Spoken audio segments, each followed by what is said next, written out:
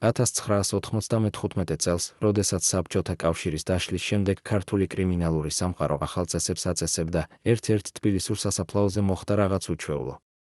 ქურდული სამყაროს წარმომადგენლები შეიკრიბნენ არა დასაფლავებისთვის, არამედ განსასჯელად. მათ ხელში იყო დოკუმენტი, რომელიც არ უნდა არსებობულიყო საპარლამენტო მანდატის ასლი, რომელზეც ხელმოწერილი იყო ადამიანის სახელი, რომელიც ოდესღაც მათ წრეში იყო მიღებული.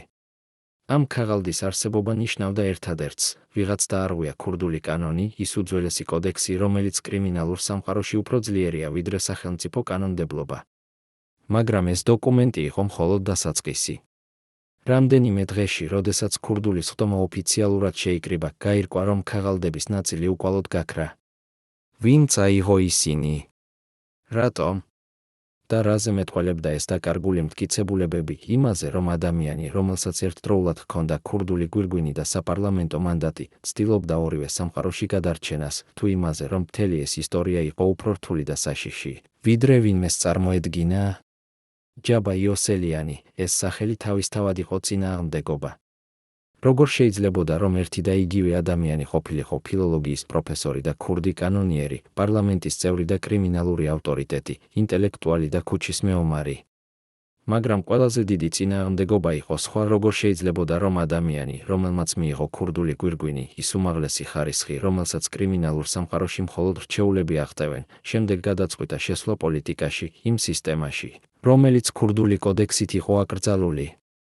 ქურდული კანონის პირველი და უმთავრესი წესი ამბობდა: არასოდეს იმუშაო სახელმწიფოსთან, არასოდეს მიიღო ხელისუფლების თანამდებობა, არასოდეს გახდე ნაწილი იმ სისტემისა, რომელსაც ქურდული სამყარო ებრძვის. ამ წესის დარღვევა ნიშნავდა ერთადერთს გახდის სუკა, ის სიტყვა, რომელიც ქურდულ ენაზე ყველაზე მძიმე შეურაცხყოფა, განაჩენი, რომელიც ნიშნავს სიკვდილს ან მარადიულ განდევნას. მაგრამ ჯაბა იოსელიანი არ იყო ჩვეულებრივი ქურდი. მისი ბიოგრაფია თავისთავად იყო ლეგენდა, რომელიც ქართულ კრიმინალურ სამყაროში დღესაც ითხრობა სხვადასხვა ვერსიებით. დაბადებული 1954 წელს, ის გაიზარდა იმ თბილისში, სადაც ქუჩის კანონები იყო უფრო ძლიერი ვიდრე სახელმწიფო კანონმდებლობა. მაგრამ განსხვავებით სხვა ქუჩის ბიჭებისგან, ჯაბამ აირჩია განათლება, დაამთავრა თბილისის სახელმწიფო უნივერსიტეტი, გახდა ფილოლოგიის პროფესორი, წერდა ლექსებს და თარგმნიდა კლასიკურ ლიტერატურას. როგორ მოხდა, რომ ეს ინტელექტუალი, რომელიც ასწავლიდა სტუდენტებს რუსთაველის პოეზიას, ერთდროულად იყო ქურდული სამყაროს ერთ-ერთი ყველაზე პატივცემული ფიგურა? როგორ თავსდებოდა ერთ ადამიანში უნივერსიტეტის აუდიტორია და ქურდული სხდომა, აკადემიური ხარისხი და კრიმინალური გვირგვინი? პასუხი იყო იმ დროის ქართულ რეალობაში. საბჭოთა კავშირში, სადაც ოფიციალური ეკონომიკა ხშირად არ მუშაობდა, კრიმინალური სამყარო იყო პარალელური სტრუქტურა, რომელსაც ჰქონდა საკუთარი იერარქია, საკუთარი სამართალი, საკუთარი ეკონომიკა. ქურდები კანონიერები იყვნენ, არა მხოლოდ კრიმინალები, ისინი იყვნენ ერთგვარი ალტერნატიული ელიტა, რომელსაც ჰქონდა უზარმაზარი გავლენა საზოგადოებაზე. და ჯაბა იოსელიანი, თავისი განათლებით და ინტელექტით, გახდა ამ სამყაროს უნიკალური ფიგურა, ქურდი, რომელსაც შეეძლო ლაპარაკი როგორც ქუჩის ენაზე, ისე აკადემიურ დონეზე, რომელსაც ესმოდა როგორც კრიმინალური კოდექსი, ისე კლასიკური ლიტერატურა. მაგრამ 1995 წლისთვის, როდესაც საქართველო უკვე იყო დამოუკიდებელი სახელმწიფო, ჯაბა იოსელიანმა გააკეთა რაღაც, რაც ქურდულ სამყაროში ჩაითვალა უდიდეს ღალატად. ის შევიდა პოლიტიკაში. არა უბრალოდ როგორც მრჩეველი თუ ჩრდილოვანი ფიგურა, არამედ ოფიციალურად მიიღო საპარლამენტო მანდატი, გახდა სახელმწიფო საბჭოს წევრი. ამ გადაწყვეტილებამ გახლიჩა ქართული კრიმინალური სამყარო. ზოგიერთი ამბობდა, რომ ჯაბა ცდილობდა გამოეყენებინა თავისი გავლენა ქვეყნის სასიკეთოდ, რომ ისხედავდა უფრო დიდ სურათს, ვიდრე ქურდული კანონის ვიწრო ჩარჩოები. სხვები ამტკიცებდნენ, რომ ეს იყო უბრალო ამბიცია და ძალაუფლების წყურვილი, რომ პროფესორმა და ქურდმა გადაწყვიტა გახდეს პოლიტიკოსი, რადგან ეს აძლევდა მას კიდევ უფრო მეტ ძალაუფლებას. მაგრამ ქურდული სამყაროსთვის მიზეზი არ აქვს მნიშვნელობა. არსებობს კანონი და ამ კანონის დარღვევა ნიშნავს განაჩენს. როდესაც ჯაბა იოსელიანი დაჯდა საპარლამენტო სკამზე, ქურდულმა სამყარომ უკვე იცოდა, ის გახდა სუკა, ის ადამიანი, რომელმაც უღალატა ქურდულ კოდექსს. და ეს ღალატი მოითხოვდა პასუხს. მაგრამ რა პასუხი შეიძლებოდა მიეცა ადამიანს, რომელსაც ჰქონდა როგორც კრიმინალური ავტორიტეტი, ისე სახელმწიფო დაცვა? როგორ შეიძლებოდა განსჯა ადამიანისა, რომელიც იყო ერთდროულად ქურდული სამყაროს ნაწილი და სახელმწიფო სისტემის ნაწილი? ეს კითხვა გახდა ქართული კრიმინალური სამყაროს ყველაზე დიდი დილემა 1995 წელს. პირველად 25 წლის განმავლობაში ადამიანი, რომელიც იყო ჯაბა იოსელიანის პირადი მცველი 1995-დან 1998 წლამდე, თანახმა გახდა ისაუბროს კამერის წინაშე. მისი ხელები ჯერ კიდევ კანკალებს, როდესაც იგონებს იმ დღეებს, როდესაც მას უწევდა დაცვა ადამიანისა, რომელსაც ორი სამყარო უნდოდა ერთდროულად. რას იცოდა ეს ადამიანი, რასაც ჩვენ არ ვიცით? ამ საღამოს სამი ყოფილი წევრი ჯაბას უშიშროების წრიდან საუბრობს პირველად იმ საიდუმლოებებზე, რომლებიც მათ ინახავდნენ 10 წლეულების განმავლობაში. მათი გამოცხადებები შეცვლის ყველაფერს, რასაც თქვენ ფიქრობთ, რომ იცით ჯაბა იოსელიანის ბოლო წლების შესახებ. ჯაბა იცოდა, რომ ის არღოს კანონს იწყებს თავის ისტორიას ყოფილი მცველი, რომლის სახელს ჩვენ ვერ დავასახელებთ უსაფრთხოების მიზეზების გამო. მაგრამ ის ამბობდა, რომ ძველი კანონები აღარ მუშაობს ახალ საქართველოში. ის ამბობდა, რომ თუ ქურდული სამყარო არ შევა ხელისუფლებაში, მაშინ ხელისუფლება გაანადგურებს ქურდულ სამყაროს. ეს იყო მისი ლოგიკა, არა ღალატი, არამედ გადარჩენა. ეს სიტყვები ხმის ჩაწერაზე ჟღერს როგორც მცდელობა გაამართლოს დაუმართლებელი, მაგრამ ისინი ასევე ავლენენ რაღაც უფრო ღრმას. ჯაბა იოსელიანი არ იყო უბრალოდ ამბიციური კრიმინალი, რომელსაც უნდოდა ძალაუფლება. ის იყო ადამიანი, რომელსაც ჰქონდა ხედვა, სტრატეგია, გეგმა იმისა, თუ როგორ უნდა გადარჩეს კრიმინალურმა სამყარომ პოსტსაბჭოთა ქაოსში. მაგრამ ეს ხედვა ეწინააღმდეგებოდა ქურდული კანონის ფუნდამენტურ პრინციპს. ქურდული კოდექსი, რომელიც ჩამოყალიბდა ჯერ კიდევ ცარისტულ რუსეთში და განმტკიცდა საბჭოთა ბანაკებში, ამბობდა მკაფიოდ, ქურდი არასოდეს არის სახელმწიფოს მსახური.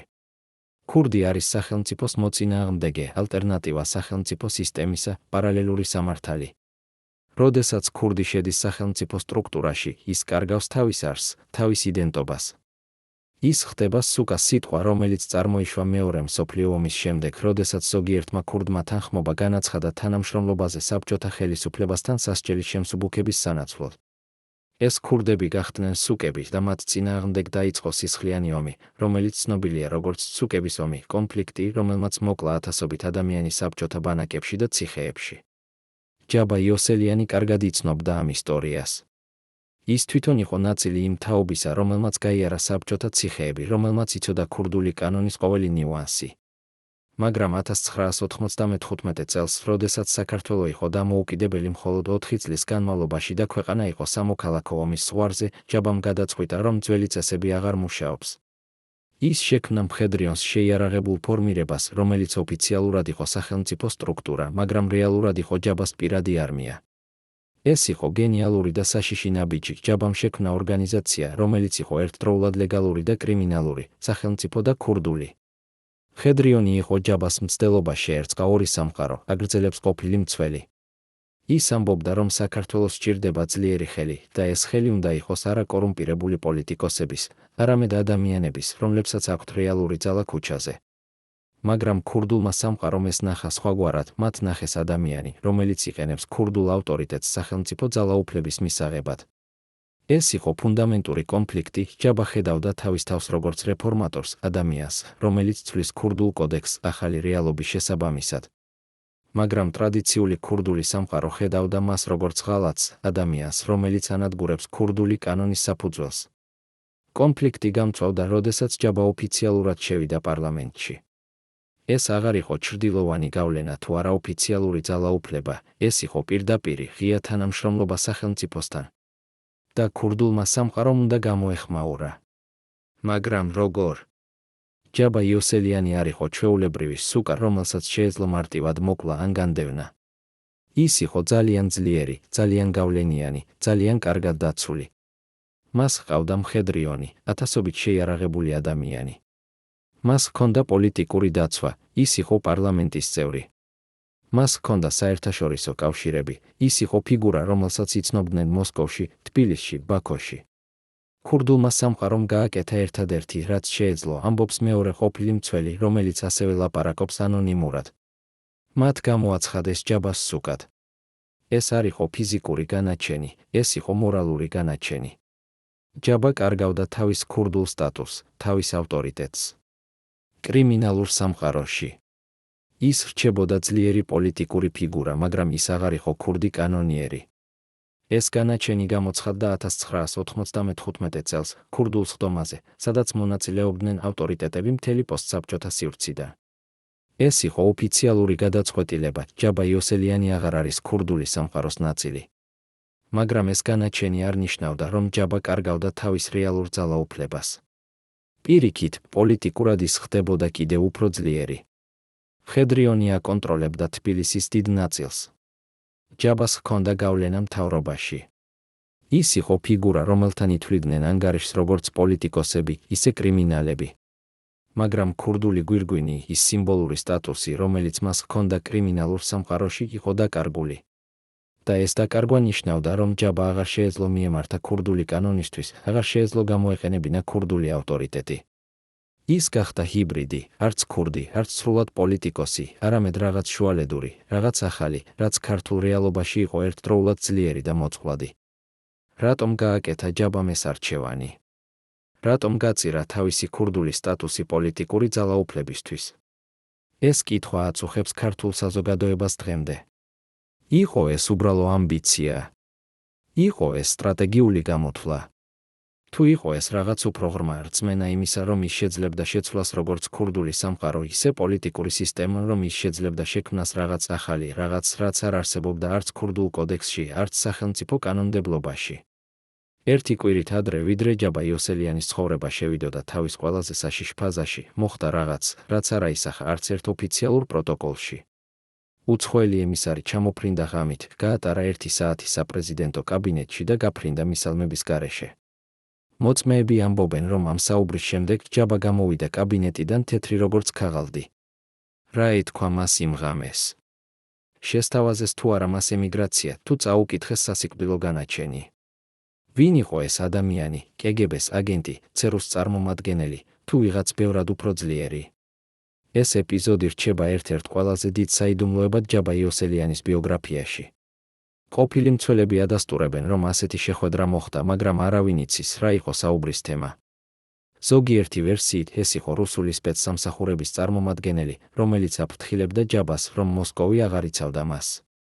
სხვა ვერსიით ეს იყო დასავლური დიპლომატი, რომელიც სთავაზობდა ჯაბას თავშესაფარს საზღვარგარეთ, თუ ის დატოვებდა პოლიტიკას.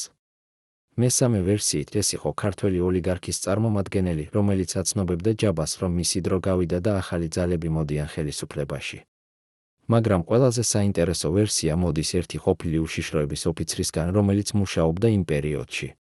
მისი თქმით, უცხოელი ვიზიტორი არ იყო არც რუსი, არც დასავლელი, ის იყო წარმომადგენელი საერთაშორისო კრიმინალური სინდიკატისა, რომელიც აკონტროლებდა ნარკოტრაფიკს კავკასიაში. ჯაბა ცდილობდა შესვლას ამ ბიზნესში, ამბობს ეს ოფიცერი. მას უნდოდა გამოეყენებინა თავისი პოლიტიკური პოზიცია ტრანზიტული მარშრუტების კონტროლისთვის. მაგრამ ის არ იცოდა, რომ ეს ბიზნესი უკვე იყო გაყოფილი და მისთვის ადგილი არ იყო.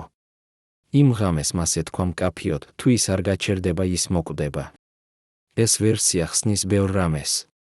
ჯაბა იოსელიანი არ იყო უბრალოდ პოლიტიკოსი ან კრიმინალური ავტორიტეტი, ის იყო ბიზნესმენი, რომელიც ცდილობდა კონტროლს და ეწესებინა ყველა მომგებიან სფეროზე პოსტსაბჭოთა საქართველოში. მხედრიონი არ იყო მხოლოდ შეიარაღებული ფორმირება, ის იყო ბიზნეს სტრუქტურა, რომელიც აკონტროლებდა ბაზრებს, საწარმოებს, ტრანზიტულ მარშრუტებს. ჯაბას პოლიტიკური პოზიცია აძლევდა მას ლეგალურ საფარს ამ ბიზნესისთვის. მაგრამ როდესაც ის სცადა შესვლა საერთაშორისო ნარკოტრაფიკში, ის შევიდა ტერიტორიაზე, რომელიც უკვე იყო დაკავებული ბევრად უფრო ძლიერი და საშიში ძალების მიერ. ჯაბას პრობლემა იყო ის, რომ ის ფიქრობდა, რომ მისი ძალა საქართველოში ნიშნავდა, რომ მას შეეძლო ყველაფერი, აგრძელებს ყოფილი ოფიცერი. მაგრამ საერთაშორისო კრიმინალური სამყარო არ ითვალისწინებს ადგილობრივ ავტორიტეტებს. მათ აინტერესებთ მხოლოდ ერთი, ვინ აკონტროლებს მარშრუტებს და ვინ იხდის პროცენტს. ჯაბა ცდილობდა თამაშს ლიგაში, სადაც მას არ ჰქონდა არც გამოცდილება, არც კავშირები, არც დაცვა. ეს ახსნის, რატომ იყო ჯაბა ისეთი შეშფოთებული იმ ღამის შეხვედრის შემდეგ. ის გაიგო, რომ მისი ამბიციები გადააჭარბა მის რეალურ შესაძლებლობებს, რომ ის შევიდა თამაშში, სადაც წესები იყო ბევრად უფრო სასტიკი, ვიდრე ქურდულ სამყაროში ან ქართულ პოლიტიკაში.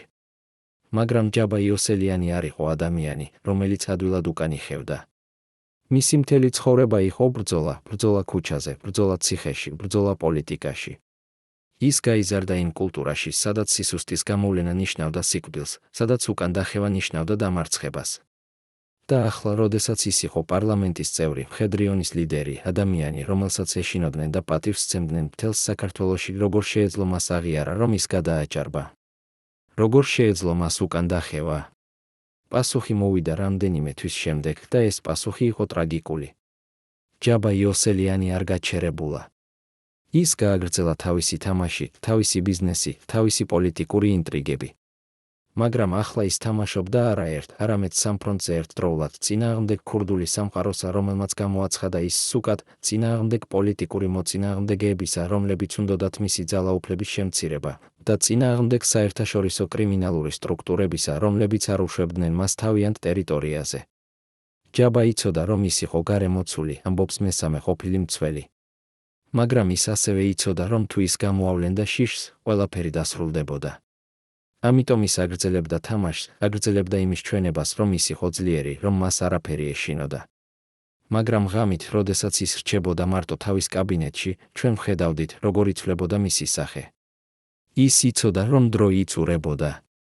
ეს იყო ის პერიოდი, როდესაც ჯაბა იოსელიანი იწყებდა გაგებას, რომ მისი ექსპერიმენტი, მცდელობა ყოფილიყო ერთდროულად ქურდი და პოლიტიკოსი, კრიმინალური ავტორიტეტი და სახელმწიფო მოხელე, იყო განწირული წარუმატებლობისთვის.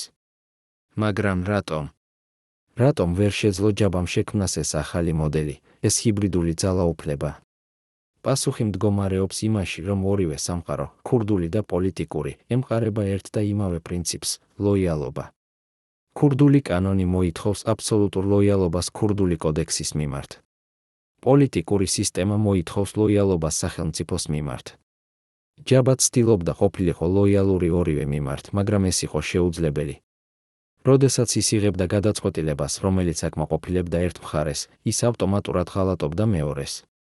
და ორივე მხარე ელოდა მომენტს, როდესაც ჯაბა გახდებოდა საკმარისად სუსტი, რათა მოეხდინათ მისი განადგურება. ის მომენტი მოვიდა 1998 წელს, მაგრამ ეს უკვე არის სხვა ისტორია, რომელიც მოითხოვს ცალკე თავს. ახლა, როდესაც ჩვენ ვიცით, როგორ დაიწყო ჯაბა იოსელიანის დაცემა, ქურდული განაჩენით, პოლიტიკური ინტრიგებით, საერთაშორისო საფრთხეებით, ჩვენ უნდა ვიკითხოთ, იყო თუ არა ალტერნატივა. შეეძლო თუ არა ჯაბას გადარჩენა, თუ ის არჩევდა სხვა გზას? ან იყო ეს განწირული ექსპერიმენტი, მცდელობა შეერწყა ორი შეუთავსებელი სამყარო, რომელიც თავიდანვე იყო განწირული ტრაგედიისთვის. ბოლო წუთამდე მე მჯეროდა, რომ ჩვენ გადავრჩებოდით, ამბობს ყოფილი ოფიცერი ჯაბას პირადი დაცვიდან, მისი ხელები ჯერ კიდევ კანკალებს 25 წლის შემდეგაც. რას იცოდა ეს ადამიანი, რასაც ჩვენ არ ვიცით? ამ საღამოს სამი ყოფილი წევრი უშიშროების შიდა წრიდან საუბრობს პირველად იმ საიდუმლოებებზე, რომლებიც მათ ინახავდნენ 10 წლეულების განმავლობაში. მათი გამოცხადებები შეცვლის ყველაფერს, რასაც თქვენ ფიქრობთ, რომ იცით ჯაბა იოსელიანის ბოლო დღეების შესახებ. ეს არის ისტორია არა მხოლოდ ერთი ადამიანის დაცემის შესახებ, არამედ მთელი სისტემის კოლაფსის შესახებ, სადაც ძველი წესები ებრძოდა ახალ რეალობას და არც ერთი მხარე არ იყო მზად კომპრომისისთვის. 1995 წლის დეკემბერში, როდესაც ქურდულმა სხდომამ ოფიციალურად გამოაცხადა ჯაბას უკად, ჩვენ ველოდით ფიზიკურ თავდასხმას, იწყებს თავის მოგონებას პირველი მცველი, რომლის სახელს ჩვენ ვერ დავასახელებთ. მაგრამ არაფერი მოხდა. არც ერთი გასროლა, არც ერთი მცდელობა. ეს იყო უფრო საშიში ვიდრე ღია ომი, რადგან ჩვენ არ ვიცოდით, საიდან მოვიდოდა დარტყმა და როდის. ქურდული სამყარო იყენებდა ტაქტიკას, რომელიც იყო ბევრად უფრო დახვეწილი, ვიდრე უბრალო ფიზიკური ძალადობა. ისინი იწყებდნენ ჯაბას იზოლაციას, ნელას, სისტემატურად, მეთოდურად. ყოველი ქურდი, რომელიც ადრე ითვლიდა ჯაბას ავტორიტეტად, ახლა იღებდა ინსტრუქციას, არ ესაუბრო მას, არ შეხვდე მას, არ აღიარო მისი გადაწყვეტილებები. ეს იზოლაცია იყო ბევრად უფრო მტკივნეული, ვიდრე ნებისმიერი ფიზიკური სასჯელი. ჯაბა იოსელიანი, ადამიანი, რომელიც მთელი თავისი ცხოვრება იყო ნაწილი ქურდული სამყაროსა, რომელიც იზრდებოდა ამ კულტურაში, რომელიც იცნობდა ყოველ კოდს და ყოველ ტრადიციას, ახლა იყო გარიყული. მისი ქურდული წარსული, რომელიც ადრე იყო მისი ძალის წყარო, ახლა გახდა მისი სისუსტე. ის ცდილობდა შეენარჩუნებინა კავშირები, ცდილობდა ესაუბრა ძველ მეგობრებს, მაგრამ ისინი ერიდებოდნენ მას, აგრძელებს მცველი. ზოგიერთი აკეთებდა ამას შიშით, ზოგიერთი პრინციპიდან. მაგრამ შედეგი იყო ერთი, ჯაბა კარგავდა თავის ბაზას კრიმინალურ სამყაროში. მაგრამ ამავდროულად ჯაბას პოლიტიკური პოზიცია ასევე ხდებოდა სულ უფრო მოწყვლადი. მხედრიონი, რომელიც ადრე იყო ძალის სიმბოლო, ახლა იწყებდა ჩაითვალებოდეს პრობლემად. ახალი პოლიტიკური ელიტა, რომელიც მოდიოდა ხელისუფლებაში, ხედავდა მხედრიონს როგორ დაბრკოლებას, როგორც პარალელურ სტრუქტურას, რომელიც ართულებდა სახელმწიფო კონტროლს. პოლიტიკოსები იწყებდნენ საუბარს იმაზე, რომ მხედრიონი უნდა დაშლილიყო, ან ინტეგრირებულიყო რეგულარულ არმიაში, ამბობს მეორე მცველი. ეს იყო პირდაპირი საფრთხე ჯაბას ძალაუფლებისთვის, რადგან მხედრიონი იყო მისი რეალური ძალის საფუძველი. ჯაბა აღმოჩნდა კლასიკურ ხაფანგში. ერთი მხრივ, ქურდული სამყარო მას განდევნიდა, რადგან ის შევიდა პოლიტიკაში. მეორე მხრივ, პოლიტიკური სისტემა მას სულდავდა, რადგან ის ჰქონდა ძალიან ძლიერი კრიმინალური წარსული და კავშირები. ის იყო ძალიან ქურდი პოლიტიკოსებისთვის და ძალიან პოლიტიკოსი ქურდებისთვის. ის ცდილობდა ბალანსირებას, ცდილობდა შეენარჩუნებინა ძალა ორივე სამყაროში, მაგრამ ეს იყო შეუძლებელი, აგრძელებს პირველი მცველი. ყოველი ნაბიჯი, რომელსაც ის დგამდა ერთი მხარის დასაკმაყოფილებლად, აშორებდა მას მეორე მხარეს. ამ პერიოდში იწყება ის, რასაც შემდეგ დაარქმევენ ჯაბას პარანოის ფაზას. ადამიანი, რომელიც ადრე იყო თავდაჯერებული და გახსნილი, იწყებს ყველას ეჭვით შეხედვას. ის იცვლის თავის მცველებს ყოველ რამდენიმე კვირაში. ის ამოწმებს საკუთარ საკვებს შხამზე. ის ღამით ცვლის საძინებელს, რათა არავინ იცოდეს, სად იძინებს. ეს არ იყო უსაფუძვლო შიში, ხსნის მესამე მცველი. ჩვენ ვიცოდით, რომ იყო რეალური საფრთხეები. იყო ადამიანები, რომლებიც უნდოდათ მისი გაქრობა. მაგრამ ჯაბას პარანოია გადააჭარბა რეალურ საფრთხეებს. ის იწყებდა ეჭვს თავის ყველაზე ახლო ადამიანების მიმართაც. ეს პარანოია იყო გასაგები, როდესაც გაითვალისწინებთ, რომ ჯაბა იცოდა ქურდული სამყაროს ისტორია. ის იცოდა, როგორ ხდებოდა სხვა სუკების განადგურება, არა ღია ბრძოლაში, არამედ ღალატით, მოულოდნელი დარტყმით, ხშირად იმ ადამიანების მიერ, რომლებსაც ყველაზე მეტად ენდობოდნენ. ქურდულ სამყაროში, როდესაც ვიღაც გამოცხადდება სუკად, მისი უახლოესი გარემოცვა ხდება ყველაზე დიდი საფრთხე, ხსნის ყოფილი ქურდი, რომელიც ახლა ცხოვრობს ანონიმურად და თანახმა გახდა ისაუბროს ჩვენთან. რადგან თუ შენ რჩები ლოიალური სუკის მიმართ, შენც ხდები სუკა. ამიტომ ბევრი ადამიანი, რომელიც იყო ჯაბას გვერდით, იწყებს ფიქრს, როგორ გადავრჩე. და პასუხი ხშირად არის უღალატო მას, სანამ ის არ გაგანადგურებს შენ. ამ ატმოსფეროში, სადაც ყველა იყო პოტენციური მოღალატე და ყველა გადაწყვეტილება შეიძლებოდა ყოფილიყო ფატალური, ჯაბა იოსელიანი იწყებს რაღაცს, რაც შემდეგ აღმოჩნდება მისი ყველაზე დიდი შეცდომა. ის იწყებს ფულის დიდი თანხების გადარიცხვას საზღვარგარეთ უცხოურ ბანკებში. ის ემზადებოდა ყველაფრისთვის, ამბობს პირველი მცველი. ის ქმნიდა სარეზერვო გეგმას, თუ ყველაფერი ჩაიშლება, მას ექნება ფული, რომ დაიწყოს ახალი ცხოვრება სადმე სხვაგან. მაგრამ ეს ფინანსური ოპერაციები არ დარჩა საიდუმლოდ. უშიშროების სამსახურები აკვირდებოდნენ, ბანკები აფიქსირებდნენ, კონკურენტები აგროვებდნენ ინფორმაციას. და აქ იწყება ის, რასაც შეიძლება ეწოდოს ფინანსური ხაფანგი. ჯაბას ფული, რომელიც ადრე იყო მისი ძალის წყარო, ახლა ხდება მისი სისუსტე. როდესაც გახდი ცნობილი, რომ ჯაბას აქვს მილიონები საზღვარგარეთ, ყველა დაინტერესდა, საიდან მოვიდა ეს ფული. როგორ გადაიტანა ის? ვის გადაუხადა პროცენტი, ხსნის ფინანსური ექსპერტი, რომელიც იმ დროს მუშაობდა ეროვნულ ბანკში. და ყველაზე მთავარი კითხვა იყო, ვის ეკუთვნის ეს ფული. მხოლოდ ჯაბას, თუ ის იყო ნაწილი უფრო დიდი სქემისას, სადაც სხვა ადამიანებსაც ჰქონდათ წილი. ეს კითხვები იწყებს ქმნას ახალ კონფლიქტებს, ახალ საფრთხეებს, ახალ მოწინააღმდეგეებს. მაგრამ ყველაზე საშიში იყო არა ის, რომ ჯაბას ჰქონდა მოწინააღმდეგეები, არამედ ის, რომ ის კარგავდა მოკავშირეებს. ერთი მეორის მიყოლებით, ადამიანები, რომლებიც ადრე იყვნენ მის გვერდით, იწყებდნენ დისტანცირებას. ზოგი აკეთებდა ამას ღიად, აცხადებდა, რომ აღარ იყო ჯაბას მხარდამჭერი.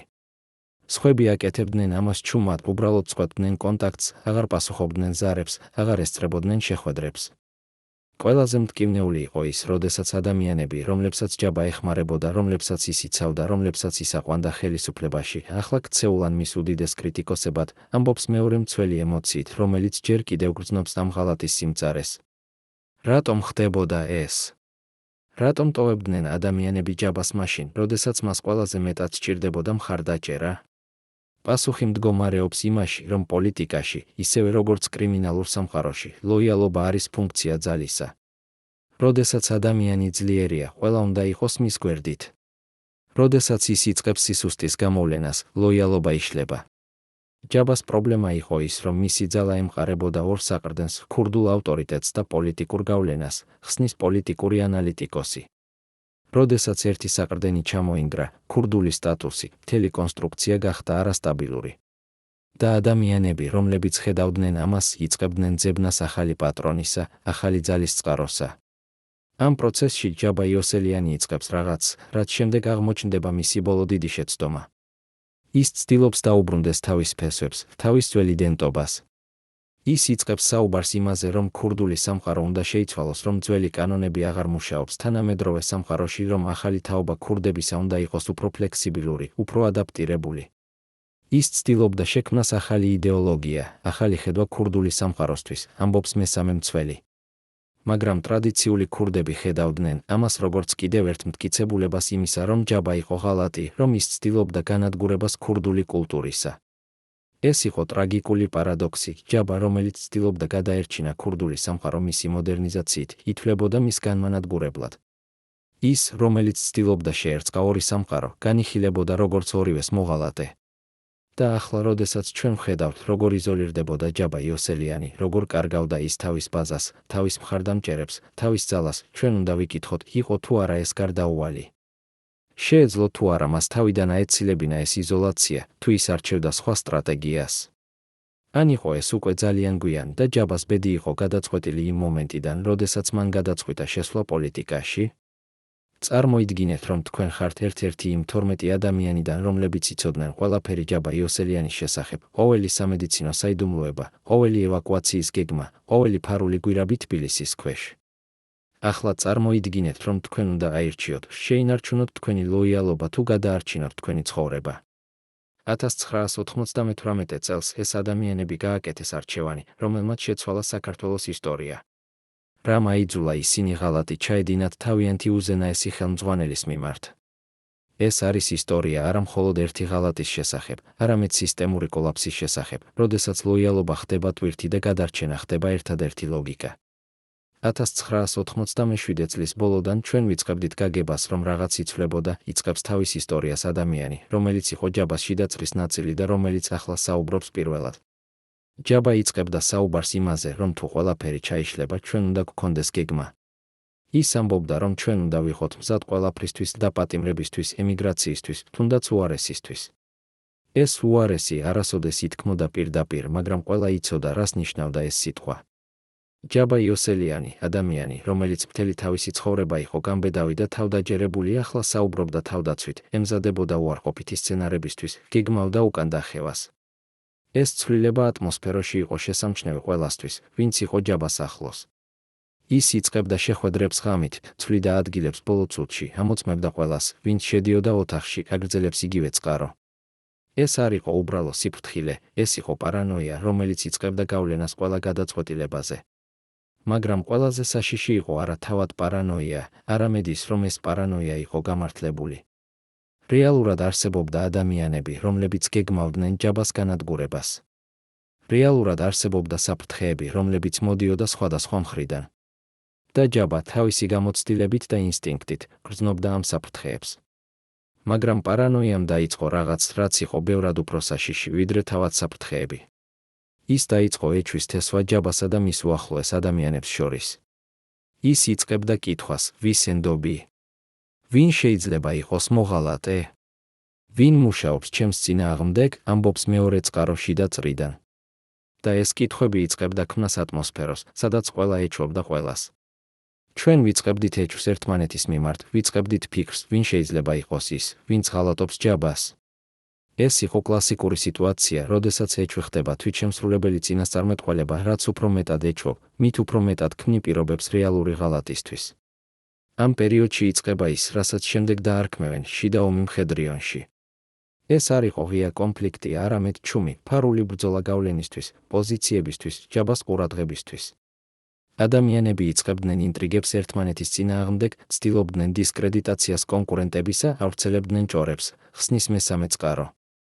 და ჯაბა თავისი პარანოით ხშირად სჯეროდა ამ ჭორებს, აკეთებდა გადაწყვეტილებებს, რომლებიც ასუსტებდა მის საკუთარ ორგანიზაციას. ეს იყო ტრაგიკული სიტუაცია, ჯაბა ცდილობდა დაეცვა თავისი ორგანიზაცია გარე საფრთხეებისგან, რეალურად ანადგურებდა მას შიგნიდან. მაგრამ ყველაზე საშიში მომენტი მოვიდა 1997 წლის გაზაფხულზე, როდესაც ჯაბამ გააკეთა რაღაც, რაც შემდეგ აღმოჩნდება ფატალური შეცდომა. ის დაიწყო წმენდა თავის ორგანიზაციაში, დაიწყო ადამიანების გათავისუფლება, რომლებსაც ის ეჩვეობდა ღალატში. ეს იყო კლასიკური დიქტატორის შეცდომა, ამბობს ისტორიკოსი, რომელიც სპეციალიზირდება პოსტსაბჭოთა კონფლიქტებში. როდესაც ლიდერი იწყებს რეპრესიებს თავის საკუთარ ორგანიზაციაში, ის ქმნის ზუსტად იმას, რისიც ეშინია რეალურ ღალატს. რადგან ადამიანები, რომლებიც გათავისუფლებულნი არიან ან დაშინებულნი არიან, ხდებიან ყველაზე დიდი საფრთხე. და ზუსტად ეს მოხდა. ადამიანები, რომლებიც გათავისუფლდნენ ან დაიშინეს ჯაბას, წმენდით, დაიწყეს კონტაქტები მის მოწინააღმდეგეებთან. ზოგი აკეთებდა ამას შურისძიებით, ზოგი გადარჩენის ინსტინქტით, ზოგი უბრალოდ იმიტომ, რომ აღარ სჯეროდა ჯაბას უნარი გადაერჩინა თავისი ორგანიზაცია. ჩვენ ვიწყებდით გაგებას, რომ ჯაბა კარგავდა კონტროლს, ამბობს ერთ-ერთი ყოფილი მხედრიონელი. ის იღებდა გადაწყვეტილებებს, რომლებიც არ ჰქონდა ლოგიკა. ის ენდობოდა არასწორ ადამიანებს და ეჩვობდა სწორ ადამიანებს. ეს იყო დასაწყისი ბოლოსი.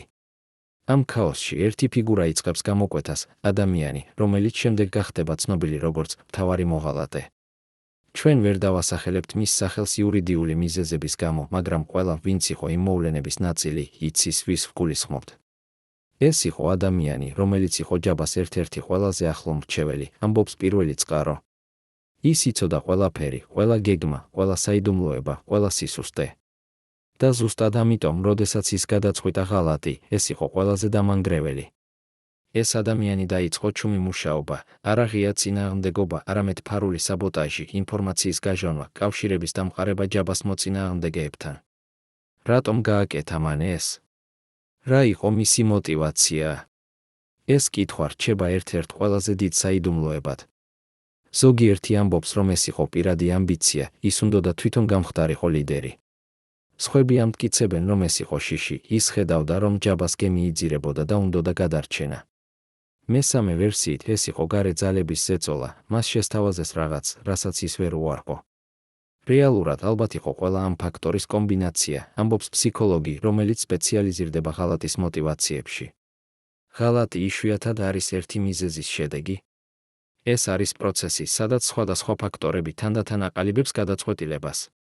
მაგრამ რაც არ უნდა ყოფილიყო мотивация, შედეგი იყო კატასტროფული ჯაბასთვის. მთავარი მოღალატე იწყებს სისტემატურ მუშაობას ჯაბას ორგანიზაციის დასუსტებაზე. ის ავრცელებს ინფორმაციას ჯაბას გეგმების შესახებ მის მოწინააღმდეგეებთან. ის ქმნის კონფლიქტებს ჯაბასა და მის მოკავშირეებს შორის. ის ნელა, მაგრამ სისტემატურად აშენებს ალტერნატიულ ძალის ცენტრს მხედრიონის შიგნით. ეს იყო გენიალური და საშიში სტრატეგია, ამბობს სამხედრო ანალიტიკოსი.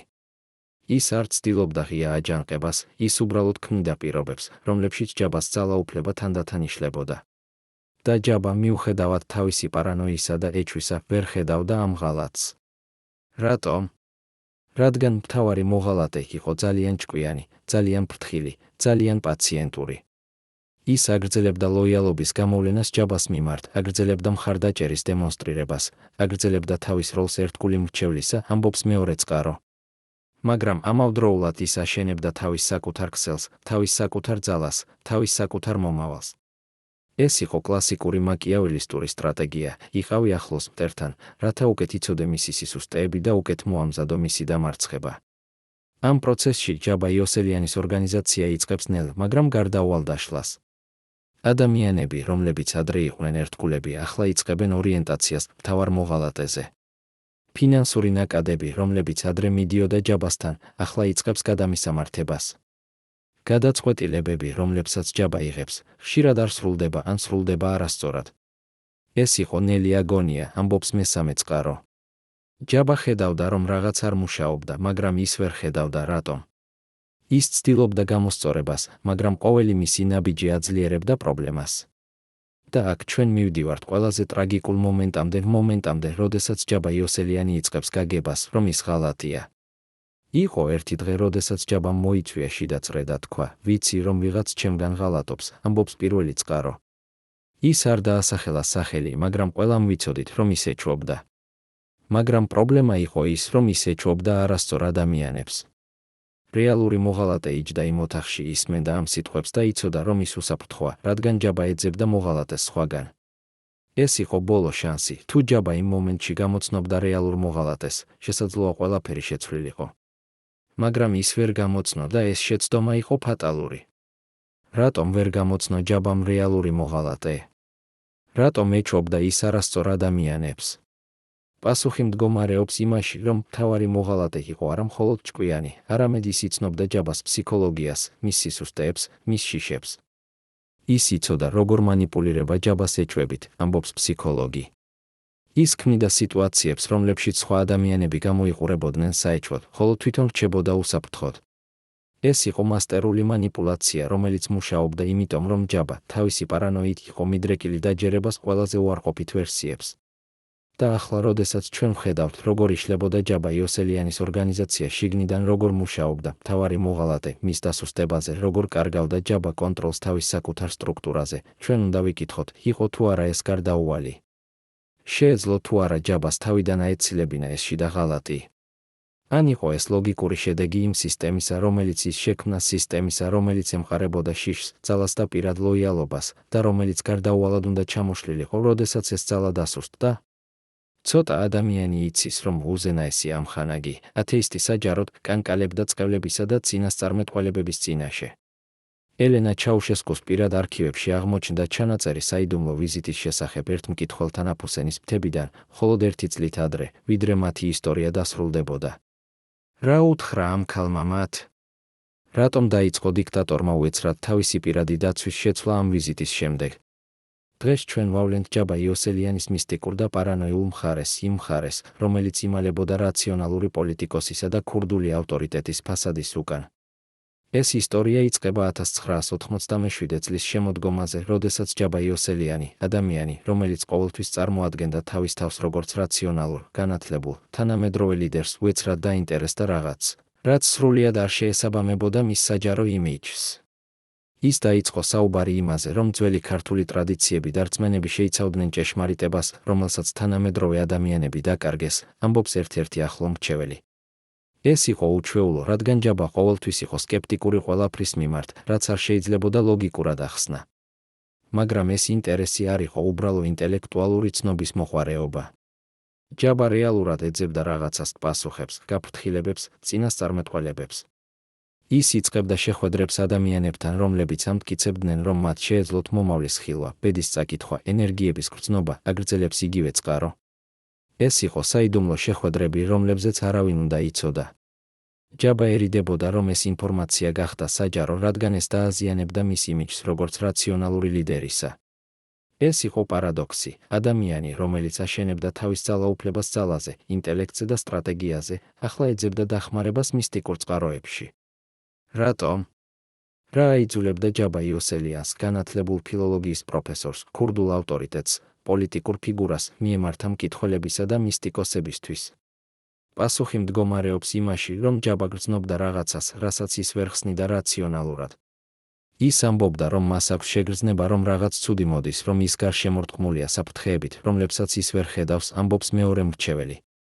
ის ცდილობდა გაეგოს, საიდან მოდიოდა ეს შეგრძნება და როგორ შეეძლო თავიდან აცილება საფრთხისა. ეს იყო კლასიკური შემთხვევა, როდესაც რაციონალური გონება ვერ უმკლავდება ირაციონალურ შიშებს და ადამიანი იწყებს ძებნას ალტერნატიულ ახსნებს. ყველაზე ცნობილი ეპიზოდი ამ პერიოდიდან არის ვიზიტი ქალთან, რომელიც ცხოვრობდა მთიან რეგიონში და რომელსაც ჰქონდა რეპუტაცია, რომ მას შეეძლო ხილვა მომავლისა. ჯაბა წავიდა მასთან ღამით, მხოლოდ ერთი მცველით, ამბობს ადამიანი, რომელიც იყო იმ ვიზიტის ნაწილი. ის არ უთხრა არავის, სად მიდიოდა. ის უბრალოდ თქვა, რომ მას სჭირდებოდა რაღაცის გარკვევა. შეხვედრა გაგრძელდა დაახლოებით 2 საათი და როდესაც ჯაბა გამოვიდა, მისი სახე იყო თეთრი და მისი ხელები კანკალებდა. ის არაფერი თქვა იმის შესახებ, რა მოხდა იმ ოთახში, აგრძელებს იგივე წყარო. მაგრამ მომდევნო დღეებში ის დაიწყო ცვლილებები, შეცვალა თავისი პირადი დაცვა, შეცვალა თავისი მარშრუტები, შეცვალა თავისი ჩვევები. რა უთხრა ამ ქალმა ჯაბას?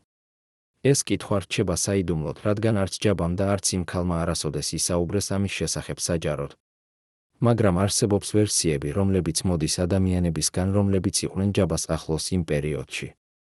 ერთი ვერსიით, ქალმა უთხრა ჯაბას, რომ ის იყო გარშემორტყმული ღალატით, რომ ადამიანები, რომლებსაც ის ენდობოდა, რეალურად მუშაობდნენ მის წინააღმდეგ, ამბობს ერთ-ერთი ყოფილი მხედრიონელი. მეორე ვერსიით, მან უთხრა, რომ ჯაბას დრო იწურებოდა, რომ მას რჩებოდა მხოლოდ რამდენიმე თვე, სანამ მისი ისტორია დასრულდებოდა. მესამე ვერსიით ქალმა უთხრა რაღაც ბევრად უფრო კონკრეტული სახელები, თარიღები, ადგილები, სადაც საფრთხე მოვიდოდა. რაც არ უნდა ყოფილიყო ის, რაც ქალმა უთხრა, ეფექტი იყო დრამატული. ჯაბა, რომელიც ადრე იყო პარანოიული, ახლა გახდა თითქმის ჰისტერიული. ის იწყებდა ხილვას ნიშნებს ყველგან, ამბობს მესამე მრჩეველი. თუ ვიღაც აგვიანებდა შეხვედრაზე, ის ფიქრობდა, რომ ეს იყო ნიშანი ღალატისა. თუ რაღაც არ მუშაობდა როგორც დაგეგმილი, ის ხედავდა ამაში საბოტაჟს. თუ ვიღაც ამბობდა რაღაცას, რაც არ მოსწონდა მას, ის ეჭვობდა, რომ ეს ადამიანი იყო მოწინააღმდეგის აგენტი. ეს იყო კლასიკური შემთხვევა, როდესაც მისტიკური გამოცდილება აძლიერებს უკვე არსებულ პარანოიას და ქმნის თვითშემსრულებელ წინასწარმეტყველებას. მაგრამ ყველაზე საინტერესო იყო არა თავად პარანოია, არამედ ის, რომ ზოგიერთი ჯაბას შიში რეალურად იყო გამართლებული. პრობლემა იყო ის, რომ ჯაბა ხედავდა ღალატს ყველგან, მაგრამ ის ვერ ხედავდა რეალურ ღალატს იქ, სადაც ის რეალურად იყო, ხსნის ფსიქოლოგი. მისი პარანოია იყო როგორც რადარი, რომელიც აღიქონდა ყველა სიგნალს, მაგრამ ვერ განასხვავებდა რეალურ საფრთხეებს ცრუ სიგნალებისგან. ეს იყო ტრაგიკული სიტუაცია, ჯაბას ჰქონდა სწორი ინსტინქტი, რომ რაღაც არ იყო კარგად, მაგრამ მისი მეთოდები ამ საფრთხის იდენტიფიცირებისა იყო არაეფექტური. ამ პერიოდში ჯაბა იწყებს რაღაცს, რაც შემდეგ აღმოჩნდება მისი ბოლო დიდი შეცდომა მისტიკურ სფეროში. ის იწყებს ძებნას დამცველი ტალისმანებისას და დამცავი რიტუალებისა. ის ატარებდა სპეციალურ ამულეტებს, რომლებიც, როგორც მას ეუბნებოდნენ, იცავდა მას ბოროტი თვალისგან, ამბობს ერთ-ერთი მცველი. ის ასრულებდა გარკვეულ რიტუალებს ყოველ დილით და ყოველ საღამოს. ის ერიდებოდა გარკვეულ ადგილებს და გარკვეულ ადამიანებს, რადგან მას ეუბნებოდნენ, რომ ისინი ატარებდნენ ნეგატიურ ენერგიას. ეს იყო სრული ტრანსფორმაცია, რაციონალური, განათლებული ადამიანი ახლა ცხოვრობდა მისტიკური რწმენებით და ზებუნებრივი შიშებით. მაგრამ ყველაზე საშიში იყო არა თავად ეს რწმენები, არამედ ის, რომ ისინი იწყებდნენ გავლენას ჯაბას პოლიტიკურ და სამხედრო გადაწყვეტილებებზე. იყო შემთხვევები, როდესაც ჯაბა უარყოფდა მნიშვნელოვან ოპერაციებს, რადგან მას ეუბნებოდნენ, რომ დღე არ იყო ხელსაყრელი, ამბობს სამხედრო ანალიტიკოსი. იყო შემთხვევები, როდესაც ის იღებდა გადაწყვეტილებებს არა სტრატეგიული მოსაზრებებით, არამედ მისტიკური ნიშნების საფუძველზე. ეს იყო კატასტროფული სიტუაცია, ორგანიზაცია, რომელიც უნდა მართულიყო რაციონალური ლოგიკით და სამხედრო სტრატეგიით, ახლა მართულიყო ზებუნებრივი რწმენებით და მისტიკური შიშებით. ამ პროცესში ჯაბას გარშემო იწყებს ფორმირებას ახალი ტიპის მრჩევლები, არა სამხედრო ექსპერტები თუ პოლიტიკური სტრატეგები, არამედ ადამიანები, რომლებიც ამტკიცებდნენ, რომ მათ ჰქონდათ მისტიკური უნარები. ეს იყო საშიში, რადგან ზოგიერთი ამ ადამიანებიდან იყო რეალური თაღლითები, რომლებიც უბრალოდ იყენებდნენ ჯაბას შიშებს თავიანთი სარგებლისთვის, ამბობს ერთ-ერთი ყოფილი მრჩეველი. ისინი ეუბნებოდნენ ჯაბას იმას, რასაც ის უნდოდა გაეგო, ან იმას, რაც აძლევდა მათ უფრო მეტ გავლენას. ეს იყო კლასიკური შემთხვევა, როდესაც ადამიანის სისუსტე, ამ შემთხვევაში მისტიკური შიშები, ხდება ინსტრუმენტი მანიპულაციისთვის. მაგრამ ყველაზე ტრაგიკული იყო ის, რომ ჯაბას მისტიკური ძებნა არ აძლევდა მას იმას, რასაც ის ეძებდა, სიმშვიდეს, დარწმუნებას, კონტროლს. პირიქით, რაც უფრო მეტად ის ეძებდა პასუხებს მისტიკურ წყაროებში, მით უფრო მეტად ის კარგავდა კონტროლს რეალობაზე. ის ცხოვრობდა ორ სამყაროში ერთდროულად, რეალურ სამყაროში, სადაც იყო რეალური საფრთხეები და რეალური მოწინააღმდეგეები, და მისტიკურ სამყაროში, სადაც იყო ბოროტი ძალები და ზებუნებრივი საფრთხეები, ამბობს ფსიქოლოგი. და პრობლემა იყო ის, რომ ის ხარჯავდა უფრო მეტ ენერგიას მისტიკურ საფრთხეებთან ბრძოლაზე, ვიდრე რეალურ საფრთხეებთან. ეს მისტიკური ფაზა ჯაბას ცხოვრებაში გრძელდებოდა დაახლოებით 6 თვის განმავლობაში, 1997 წლის შემოდგომიდან 1998 წლის გაზაფხულამდე. ამ პერიოდში მისი ქცევა ხდებოდა სულ უფრო არაპროგნოზირებადი, მისი გადაწყვეტილებები სულ უფრო ირაციონალური, მისი შიშები სულ უფრო ინტენსიური. ჩვენ ვხედავდით, როგორ იშლებოდა ის, ამბობს ერთ-ერთი მცველი ემოციით. ადამიანი, რომელიც ადრე იყო ძლიერი, თავდაჯერებული, კონტროლირებადი, ახლა იყო შეშფოთებული, ეჭვიანი, დამოკიდებული მისტიკურ რჩევებზე. ეს იყო ტრაგიკული ტრანსფორმაცია, რომელიც აჩვენებდა, თუ როგორ შეიძლება ძლიერი ადამიანი გახდეს მოწყვლადი, როდესაც ის კარგავს კონტროლს რეალობაზე. მაგრამ ყველაზე საინტერესო კითხვა რჩება, იყო თუ არა რაიმე ჭეშმარიტება იმ მისტიკურ გაფრთხილებებში, რომლებიც ჯაბა იღებდა. იყო თუ არა რეალური წინასწარმეტყველება იმ ქალის სიტყვებში, რომელიც შეხვდა მას მთებში. ან იყო ეს უბრალოდ ზოგადი განცხადებები, რომლებიც შეიძლებოდა ინტერპრეტირებულიყო ნებისმიერი გზით? რეალურად ალბათ იყო ნაზავი ორივესი, ამბობს ანთროპოლოგი, რომელიც სწავლობს მისტიკურ პრაქტიკებს კავკასიაში. ზოგიერთი მისტიკური პრაქტიკა რეალურად ემყარება ღრმა ფსიქოლოგიურ ინტუიციას და უნარს წაიკითხოს ადამიანის ქცევა და სიტუაცია. მაგრამ ინტერპრეტაცია ყოველთვის არის სუბიექტური და ადამიანი, რომელიც ეძებს გარკვეულ პასუხებს, ყოველთვის იპოვის მათ, თუნდაც ისინი არ იყოს იქ. და ახლა, როდესაც ჩვენ ვხედავთ, როგორ ცხოვრობდა ჯაბა იოსელიანი თავის ბოლო თვეებში, გარშემორტყმული მისტიკური შიშებით, დამოკიდებული ზებუნებრივ რჩევებზე, დაკარგული ორ სამყაროს შორის, ჩვენ უნდა ვიკითხოთ, იყო თუ არა ეს მისტიკური ფაზა მიზეზი მისი დაცემისა, თუ იყო ეს უბრალოდ სიმპტომი უფრო ღრმა პრობლემისა. იყო თუ არა ჯაბას მისტიკური ძებნა მცდელობა იპოვოს პასუხები, რომლებსაც ის ვერ პოულობდა რაციონალურ სამყაროში. თუ იყო ეს უბრალოდ ბოლო სასოწარკვეთილი მცდელობა დაეჭირა რაღაც, რაც გაუსწორებელი იყო, კონტროლი რეალობაზე, რომელიც უკვე გაუსწორებელი იყო. ჯაბა იოსელიანის უშიშროების სამსახური ინახავდა დოსიეებს სპეციალური კოდით ობიექტის ზედა დოსიეები იმდენად საიდუმლო, რომ არსებობდა მხოლოდ 2 ასლი მთელს ქვეყანაში. ამ დოსიეებში იყო ინფორმაცია, რომელიც არასოდეს უნდა ყოფილიყო დაწერილი, დეტალური რუკები ფარული გვირაბების შესახებ, რომლებიც აკავშირებდა ჯაბას რეზიდენციას სხვადასხვა სტრატეგიულ წერტილებთან თბილისში, ევაკუაციის მარშრუტები, რომლებზეც არც თავად არქიტექტორებმაც კი არ იცოდნენ, და რაღაც ბევრად უფრო შემაშფოთებელი ჩანაწერები იმის შესახებ, თუ ვინ იცოდა ამ გვირაბების შესახებ და ვინ შეეძლო მათი გამოყენება ჯაბას წინააღმდეგ. რატომ განადგურდა ეს დოსიეები 1998 წლის მარტში, ზუსტად 2 თვით ადრე, ვიდრე ჯაბას ისტორია შევიდოდა თავის ყველაზე კრიტიკულ ფაზაში? ვინ გააკეთა ეს და რატომ? და ყველაზე მთავარი, რა ინფორმაცია იყო იმ დოსიეებში, რომელიც იმდენად საშიში იყო, რომ მისი არსებობა თავისთავად წარმოადგენდა საფრთხეს? ამ საიდუმლოების გასაღები მდგომარეობს იმაში, რომ ჯაბა იოსელიანი არ იყო უბრალოდ პოლიტიკური ფიგურა თუ კრიმინალური ავტორიტეტი, ის იყო ადამიანი, რომელიც ცხოვრობდა მუდმივი შიშით, რომ ერთ დღეს ყველაფერი ჩამოიშლება და მას დასჭირდება გაქცევა. ამიტომ ის ქმნიდა არა მხოლოდ ერთ, არამედ მთელ ქსელს ფარული მარშრუტებისა და თავშესაფრების. ჯაბას ჰქონდა სულ მცირე 5 სხვადასხვა ევაკუაციის გეგმა, იწყებს თავის მოგონებას ადამიანი, რომელიც იყო პასუხისმგებელი ამ გეგმების შემუშავებაზე. თითოეული გეგმა მოიცავდა სხვადასხვა მარშრუტებს, სხვადასხვა თავშესაფრებს, სხვადასხვა ადამიანებს, რომლებიც უნდა დახმარებოდნენ. ის არასოდეს უნდა იყოს დამოკიდებული ერთ გეგმაზე, რადგან ის იცოდა, თუ ერთი გეგმა გაჟონდება, ყველაფერი დასრულდება. მაგრამ ეს ფარული გვირაბები და ევაკუაციის მარშრუტები იყო არა მხოლოდ ფიზიკური სტრუქტურები, ისინი იყო სიმბოლო ჯაბას ფსიქოლოგიური მდგომარეობისა. ადამიანი, რომელიც ადრე იყო თავდაჯერებული და ღია, ახლა ცხოვრობდა როგორც მღრღნელი, რომელიც ყოველთვის ამზადებს სარეზერვო გასასვლელს. ის ამოწმებდა ამ გვირაბებს პირადად ყოველ რამდენიმე კვირაში, აგრძელებს იგივე წყარო. ის მიდიოდა ღამით მხოლოდ ერთ-ორ ადამიანთან ერთად და გადიოდა მთელ მარშრუტს, რათა დარწმუნებულიყო, რომ ყველაფერი მუშაობდა. ის ამოწმებდა განათებას, ვენტილაციას, გასასვლელებს. ის იყო ობსესიური ამ დეტალების მიმართ. ეს ობსესია იყო გასაგები, ჯაბა იცოდა, რომ ერთ დღეს ამ გვირაბებმა შეიძლება გადაარჩინა მისი ცხოვრება. მაგრამ პარადოქსი იყო ის, რომ რაც უფრო მეტად ჯაბა ამზადებდა ევაკუაციის გეგმებს, მით უფრო მეტად ის აჩვენებდა თავის სისუსტეს. ადამიანები, რომლებიც ხედავდნენ, რომ ჯაბა ამზადებდა გაქცევას, იწყებდნენ ფიქრს, თუ თავად ლიდერი ემზადება უარყოფითი სცენარისთვის, რატომ უნდა დავრჩეთ ჩვენ, ხსნის პოლიტიკური ანალიტიკოსი. ეს იყო თვითშემსრულებელი წინასწარმეტყველება, რაც უფრო მეტად ემზადებოდი დამარცხებისთვის, მით უფრო ახლოს მოდიოდა ეს დამარცხება. ჯაბას ფარული გვირაბები, რომლებიც უნდა ყოფილიყო მისი უსაფრთხოების გარანტია, რეალურად ხდებოდა მისი სისუსტის სიმბოლო.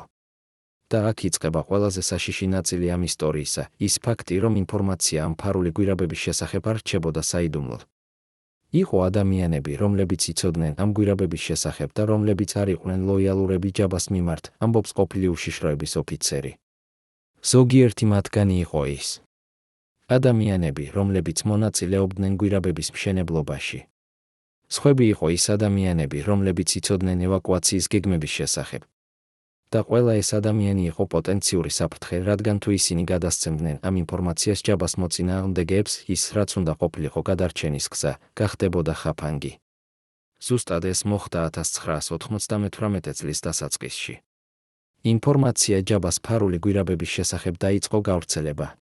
ჩვენ ვიწყებდით მიღებას ანონიმური ზარებისას, სადაც ადამიანები გვეუბნებოდნენ, ჩვენ ვიცით, სად არის ჯაბას ფარული გასასვლელები, ამბობს მეორე უშიშროების ოფიცერი.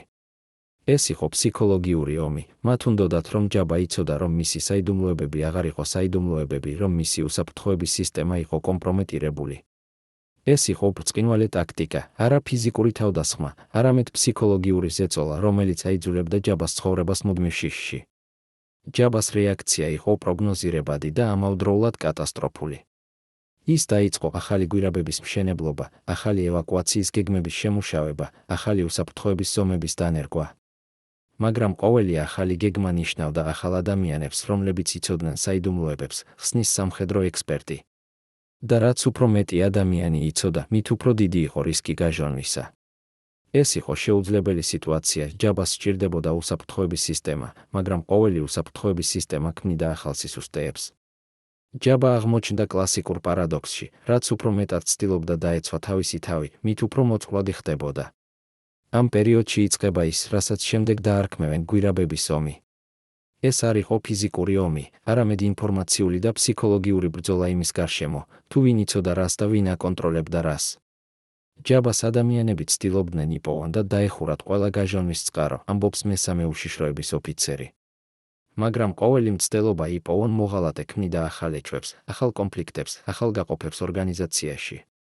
ეს იყო კლასიკური შემთხვევა, როდესაც მცდელობა იპოვო შიდა მტერი ანადგურებს ორგანიზაციას უფრო ეფექტურად, ვიდრე ნებისმიერი გარე თავდასხმა.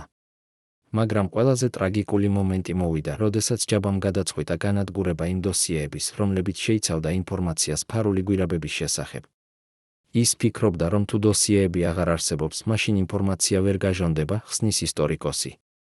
მაგრამ პრობლემა იყო ის, რომ ინფორმაცია უკვე იყო გავრცელებული. დოსიეების განადგურება არაფერს ცვლიდა, გარდა იმისა, რომ ახლა თავად ჯაბას აღარ ჰქონდა სრული ინფორმაცია თავისი საკუთარი უსაფრთხოების სისტემის შესახებ. ეს იყო ირონიული სიტუაცია, ჯაბა ცდილობდა დაეცვა თავისი საიდუმლოებები, რეალურად კარგავდა კონტროლს მათზე. ამ გვირაბების ომის შედეგი იყო კატასტროფული ჯაბას ფსიქოლოგიური მდგომარეობისთვის. ის კარგავდა ბოლო იმედს, რომ მას ჰქონდა უსაფრთხო გასასვლელი, ამბობს ფსიქოლოგი. ადამიანი, რომელიც ყოველთვის ამზადებდა სარეზერვო გეგმას, ახლა გაიგო, რომ არც ერთი გეგმა არ იყო უსაფრთხო. ის იყო გარშემორტყმული და ის იცოდა ამას.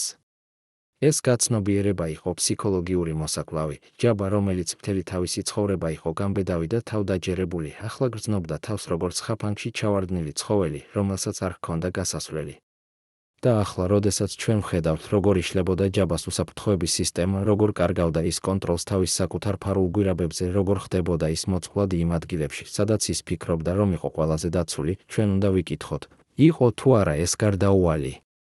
შეეძლო თუ არა ჯაბას შექმნა რეალურად უსაფრთხო სისტემა, თუ ის თავიდანვე იყო განწირული, რადგან ყოველი უსაფრთხოების სისტემა მოითხოვს ნდობას, და ნდობა იყო ზუსტად ის, რაც ჯაბას აღარ ჰქონდა.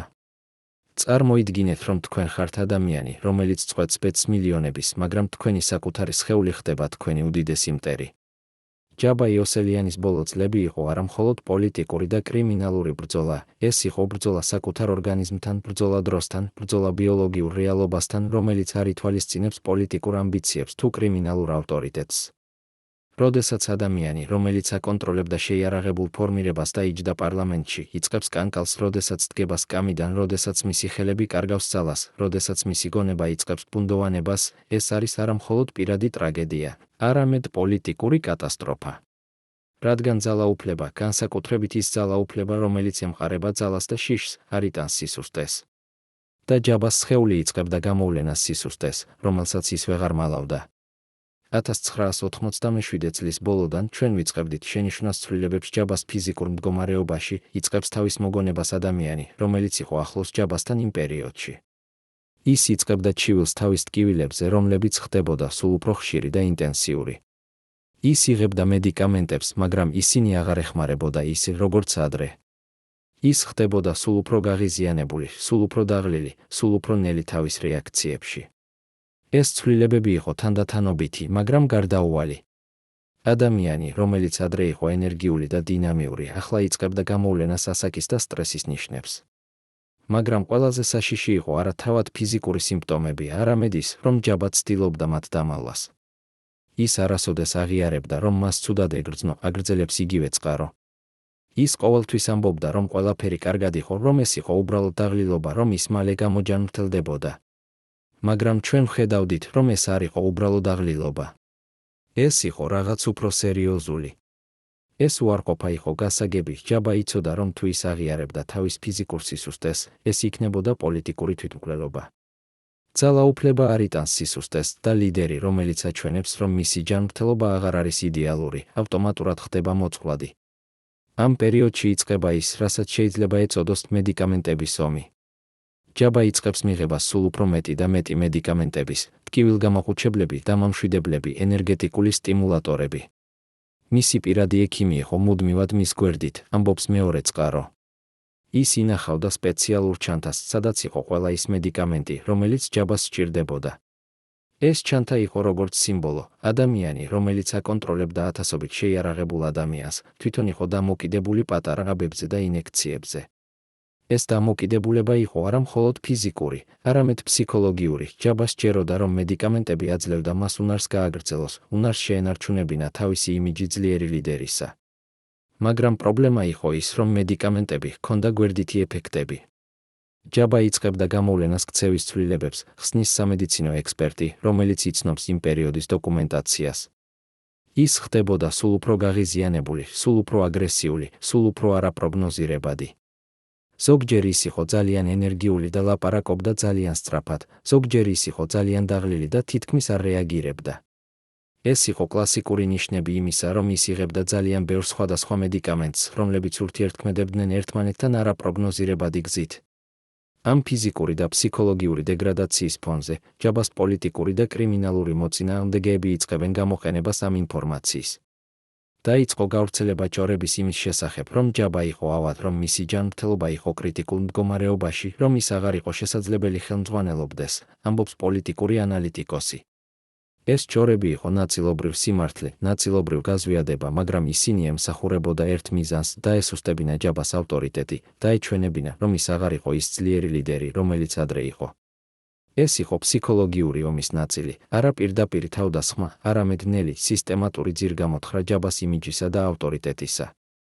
ჯაბას რეაქცია იყო პროგნოზირებადი, ის ცდილობდა კიდევ უფრო მეტად დაემალა თავისი ფიზიკური მდგომარეობა.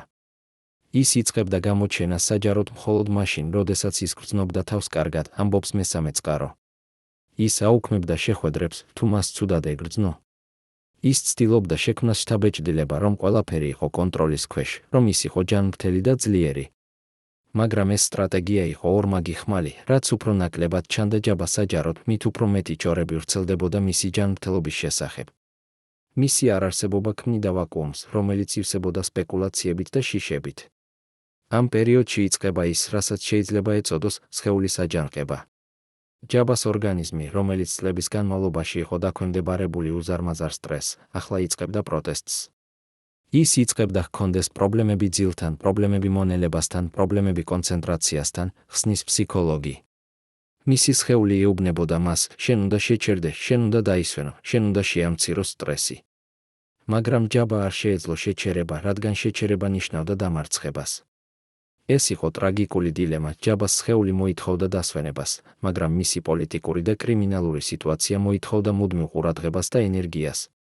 მაგრამ ყველაზე საშიში იყო არა ფიზიკური სიმპტომები, არამედ ის, რომ ისინი იწყებდნენ გავლენას ჯაბას გადაწყვეტილებებზე.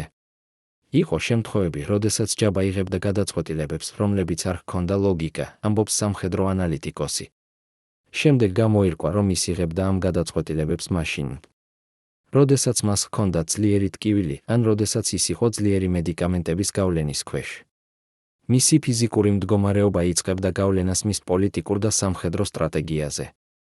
ეს იყო კატასტროფული სიტუაცია, ორგანიზაცია, რომელიც დამოკიდებული იყო ერთი ადამიანის გადაწყვეტილებებზე, ახლა იყო დამოკიდებული იმ ადამიანის ფიზიკურ მდგომარეობაზე, რომელიც იყო არასტაბილური და არაპროგნოზირებადი. ამ პროცესში ჯაბას გარშემო იწყებს ფორმირებას ახალი დინამიკა. ადამიანები, რომლებიც ადრე ელოდნენ მის ბრძანებებს, ახლა იწყებენ მიღებას საკუთარი გადაწყვეტილებების. როდესაც ლიდერი აჩვენებს სისუსტეს, მისი გარშემო ადამიანები იწყებენ ფიქრს, ვინ იქნება შემდეგი ლიდერი, ხსნის ორგანიზაციული ფსიქოლოგი. და ეს ფიქრი იწყებს ქმნას ახალ კოალიციებს, ახალ ინტრიგებს, ახალ ბრძოლებს ძალაუფლებისთვის. ჯაბას ფიზიკური სისუსტე იყო არა მხოლოდ პირადი პრობლემა, ეს იყო პოლიტიკური კატალიზატორი, რომელიც აჩქარებდა მისი ორგანიზაციის დაშლას. მაგრამ ყველაზე ტრაგიკული იყო ის, რომ ჯაბა თვითონ ხედავდა ამ პროცესს, მაგრამ ვერაფერს აკეთებდა მის შესაჩერებლად. ის ამბობდა, რომ ის გრძნობდა, როგორ ეშლებოდა ყველაფერი, როგორ კარგავდა ის კონტროლს, ამბობს ერთ-ერთი ახლო მრჩეველი. მაგრამ ის ასევე ამბობდა, რომ მას არ ჰქონდა ძალა შეჩერებისთვის, არ ჰქონდა ძალა ბრძოლისთვის. მისი სხეული უღალატებდა მას ყველაზე კრიტიკულ მომენტში. ეს იყო ბოლო ირონია, ადამიანი, რომელიც მთელი თავისი ცხოვრება იბრძოდა გარე მტრებთან, ბოლოს დამარცხდა თავისი საკუთარი სხეულის მიერ. და ახლა, როდესაც ჩვენ ვხედავთ, როგორ იშლებოდა ჯაბა იოსელიანი ფიზიკურად და ფსიქოლოგიურად, როგორ კარგავდა ის ძალას, ენერგიას, კონტროლს, როგორ ხდებოდა ის დამოკიდებული მედიკამენტებზე და როგორ კარგავდა ის უნარს მართოს თავისი ორგანიზაცია, ჩვენ უნდა ვიკითხოთ, იყო თუ არა ეს გარდაუვალი. შეეძლო თუ არა ჯაბას თავიდან აცილება ამ ფიზიკური კოლაფსისა, თუ ის არჩევდა სხვა გზას, ნაკლები სტრესის, ნაკლები ბრძოლის, ნაკლები ამბიციის გზას. ან იყო ეს ლოგიკური შედეგი იმ ცხოვრების წესისა, რომელიც ის აირჩია, ცხოვრება მუდმივ ბრძოლაში, მუდმივ სტრესში, მუდმივ ძალაუფლების ძიებაში, რომელიც გარდაუვალად უნდა დამთავრებულიყო ფიზიკური და ფსიქოლოგიური ამოწურვით. ჯაბა იოსელიანის უშიშროების სამსახური ინახავდა არქივებს, რომლებიც არასოდეს არ უნდა ყოფილიყო შექმნილი, დეტალური ჩანაწერები ყველა საიდუმლო შეხვედრის, ყველა ფინანსური ტრანზაქციის, ყველა კომპრომატის შესახებ, რომელიც ჯაბას ჰქონდა თავის მოწინააღმდეგეებზე და მოკავშირეებზე. ეს არქივები იყო ჯაბას უკანასკნელი დაცვის ხაზი, თუ ყველაფერი ჩაიშლებოდა, ეს დოკუმენტები შეეძლოთ გამოეყენებინათ როგორც მოლაპარაკების ინსტრუმენტი, როგორც შანტაჟის საშუალება, როგორც გადარჩენის უკანასკნელი შანსი. მაგრამ 1998 წლის აპრილში ეს არქივები დაიწყო გაქრობა. არა ყველა ერთდროულად, არამედ ნელა, სისტემატურად, თითქოს ვიღაც მეთოდურად შლიდა ჯაბას ინფორმაციულ ბაზას. ვინ აკეთებდა ამას? რატომ? და ყველაზე მთავარი, რა იყო იმ დოკუმენტებში, რომლებიც პირველად გაქრა და რატომ სწორედ ისინი იყო ყველაზე საშიში. ამ საიდუმლოების გასაღები მდგომარეობს იმაში, რომ ჯაბა იოსელიანი არ იყო უბრალოდ პოლიტიკური ფიგურა, ის იყო ადამიანი, რომელიც აგროვებდა ინფორმაციას როგორც ძალაუფლების ინსტრუმენტს. ჯაბა ყოველთვის ამბობდა, ინფორმაცია არის ძალა, იწყებს თავის მოგონებას ადამიანი, რომელიც მუშაობდა ჯაბას არქივებში. ის ინახავდა დოსიეებს ყველაზე, ვინც იყო მნიშვნელოვანი ქართულ პოლიტიკაში და კრიმინალურ სამყაროში. ის იცოდა საიდუმლოებები, რომლებიც შეეძლოთ განადგურება ადამიანების კარიერების, ოჯახების, ცხოვრებების. და ყველა იცოდა, რომ ჯაბას ჰქონდა ეს ინფორმაცია, რაც აძლევდა მას უზარმაზარ გავლენას. მაგრამ ეს ინფორმაციული ძალაუფლება იყო ორმაგი ხმალი. ერთი მხრივ ის იცავდა ჯაბას, ადამიანები ეშინოდათ თავდასხმას მასზე, რადგან ისინი იცოდნენ, რომ ჯაბას ჰქონდა კომპრომატი მათზე, რომელიც შეეძლო გამოქვეყნება მისი სიკვდილის შემთხვევაში. მეორე მხრივ ეს ინფორმაცია აქცევდა ჯაბას მიზნად, ბევრი ადამიანი უნდოდა განადგურება ამ არქივების, რათა დაეცვა თავიანთი საიდუმლოებები. იყო ადამიანები, რომლებთაც უფრო მეტად აინტერესებდათ ჯაბას არქივების განადგურება, ვიდრე თავად ჯაბას განადგურება, ხსნის ყოფილი უშიშროების ოფიცერი. რადგან ჯაბა შეეძლო მოკლა, მაგრამ თუ არქივები რჩებოდა და გამოქვეყნდებოდა, ეს იქნებოდა კატასტროფა ბევრი ძალიან ძლიერი ადამიანისთვის. ამიტომ, როდესაც დაიწყო არქივების გაქრობა, ეს იყო არა უბრალოდ ქურდობა, ეს იყო სტრატეგიული ოპერაცია. პირველად გაქრა დოსიეები, რომლებიც შეიცავდა ინფორმაციას გარკვეული პოლიტიკური ფიგურების შესახებ, ამბობს იგივე წყარო. შემდეგ გაქრა დოსიეები ფინანსური ტრანზაქციების შესახებ. შემდეგ დოსიეები საერთაშორისო კავშირების შესახებ. ეს იყო სისტემატური, მეთოდური პროცესი, რომელიც მიუთითებდა, რომ ვიღაც იცოდა ზუსტად, რა ეძებდა და სად იყო ეს ინფორმაცია. ეს არ იყო შემთხვევითი ქურდობა, ეს იყო შიდა საქმე, ოპერაცია, რომელსაც ახორციელებდა ვიღაც, ვინც ჰქონდა წვდომა ჯაბას არქივებზე. ჯაბას რეაქცია იყო პანიკა. როდესაც ის გაიგო, რომ არქივები იქრებოდა, ის გახდა თითქმის ჰისტერიული, ამბობს მეორე წყარო. ის იცოდა, რომ ეს არქივები იყო მისი უკანასკნელი დაცვა, მისი უკანასკნელი ბერკეტი. გარეშე მათისა ის იყო მოწყვლადი, ის კარგავდა თავის ძირითად ძალას. ჯაბამ დაიწყო გამოძიება, ვინ ჰქონდა წვდომა არქივებზე? ვინ შეეძლო წაეღო დოკუმენტები? ვინ მუშაობდა მის წინააღმდეგ? მაგრამ პრობლემა იყო ის, რომ ადამიანები, რომლებსაც ჰქონდათ წვდომა არქივებზე, იყვნენ ის ადამიანები, რომლებსაც ჯაბა ყველაზე მეტად ენდობოდა. და ახლა ის უნდა ეჩვეობდა თავის ყველაზე ახლო ადამიანებს.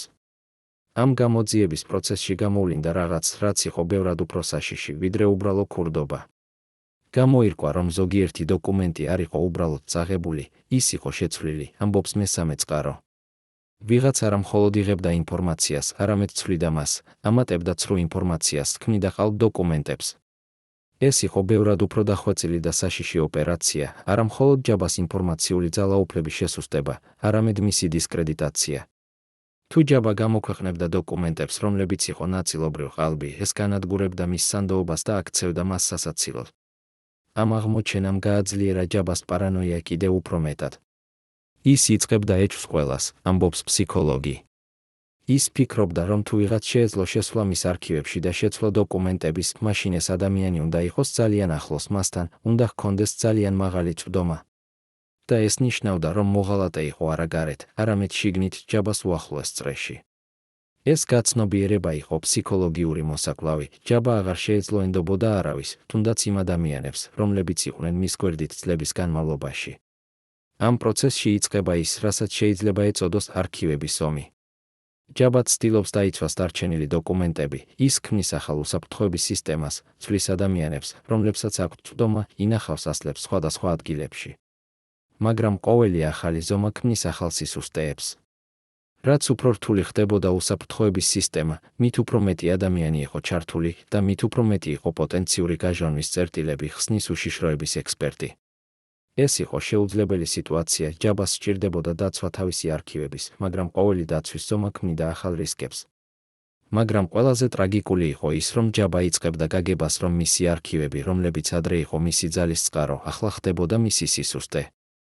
ის ამბობდა, რომ ის ინანებდა, რომ ოდესმე შექმნა ეს არქივები, ამბობს ერთ-ერთი ახლო მრჩეველი. ის ამბობდა, რომ ეს ინფორმაცია იყო როგორც ბომბი, რომელიც შეეძლო აფეთქება ნებისმიერ მომენტში და განადგურება არა მხოლოდ მისი მოწინააღმდეგეები, არამედ თავად ჯაბა. ეს იყო ღრმა გაცნობიერება, ის რაც ადრე იყო ძალა, ახლა იყო ტვირთის საფრთხე, პოტენციური კატასტროფა. ამ პერიოდში ჯაბა იწყებს რაღაც, რაც შემდეგ აღმოჩნდება მისი ბოლო დიდი შეცდომა არქივებთან დაკავშირებით.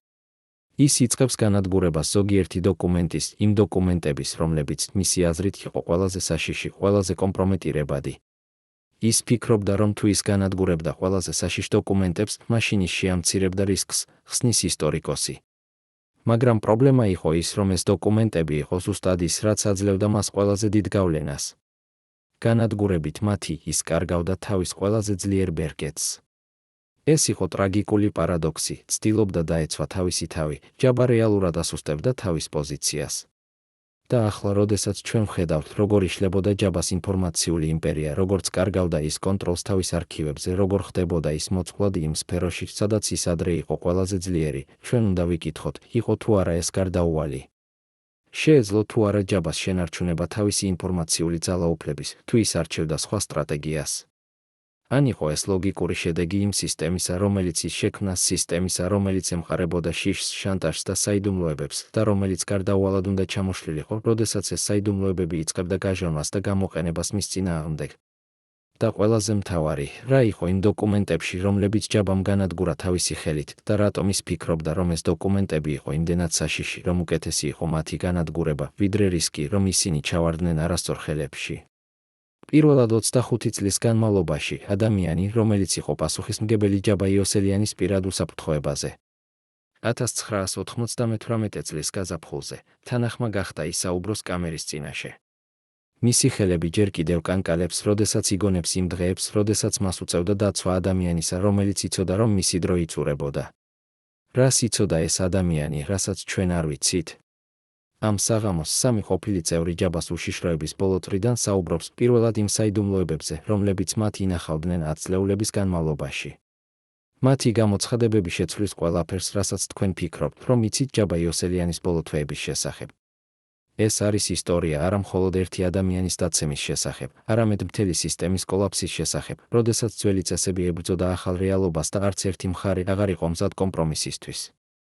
1998 წლის მარტიდან ჩვენ ვიცოდით, რომ რაღაც დიდი მოდიოდა, იწყებს თავის ისტორიას პირველი მცველი, რომლის სახელს ჩვენ ვერ დავასახელებთ უსაფრთხოების მიზეზების გამო. ჯაბა იწყებდა საუბარს იმაზე, რომ ის გრძნობდა როგორ ეხვეოდა წრემის გარშემო. ის ამბობდა, რომ ყველა მხარე მზად იყო საბოლოო ნაბიჯისთვის, ქურდული სამყარო, პოლიტიკური მოწინააღმდეგეები, საერთაშორისო ძალები.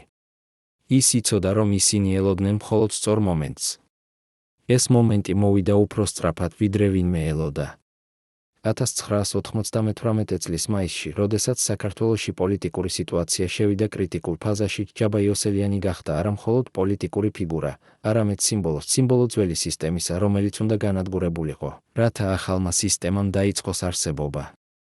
მაგრამ ყველაზე საინტერესო იყო არა თავად პოლიტიკური პროცესები, არამედ ის, რაც ხდებოდა ჯაბას შიდა წრეში. ჩვენ ვიწყებდით შენიშვნას, რომ ადამიანები, რომლებიც ადრე იყვნენ ყველაზე ახლოს ჯაბასთან, ახლა იწყებდნენ დისტანცირებას, აგრძელებს იგივე მცველი. ისინი არ ამბობდნენ ამას პირდაპირ, მაგრამ ჩვენ ვხედავდით, ისინი იწყებდნენ მომზადებას პოსტ-ჯაბას ეპოქისთვის. ისინი იწყებდნენ კონტაქტებს სხვა ძალებთან, იწყებდნენ ფულის გადატანას, იწყებდნენ ალტერნატიული გეგმების შემუშავებას. ეს იყო ნელი, მაგრამ გარდაუვალი პროცესი. ჯაბას გარშემო ადამიანები ემზადებოდნენ მის გარეშე ცხოვრებისთვის, ხოლო თავად ჯაბა ჯერ კიდევ ცდილობდა შეენარჩუნებინა კონტროლი. ამ პერიოდში იწყება ის, რასაც შეიძლება ეწოდოს ბოლო მოლაპარაკებები. ჯაბა, რომელიც მთელი თავისი ცხოვრება იყო მებრძოლი, ახლა იწყებს ძებნას კომპრომისისა. ის იწყებდა საუბარს იმაზე, რომ შესაძლოა არსებობდა გზა, როგორ შეენარჩუნებინა რაღაც, არა ყველაფერი, მაგრამ რაღაც, ამბობს მეორე მცველი. ის ამბობდა, რომ ის მზად იყო დათმობებისთვის, მზად იყო უკან დახევისთვის, თუ მას მისცემდნენ გარანტიებს უსაფრთხოებისა და ღირსეულობისა. მაგრამ პრობლემა იყო ის, რომ მისი მოწინააღმდეგეები აღარ იყვნენ დაინტერესებულები კომპრომისით. ისინი უნდოდათ არა ჯაბას შესუსტება, არამედ მისი სრული განადგურება როგორც პოლიტიკური ძალისა.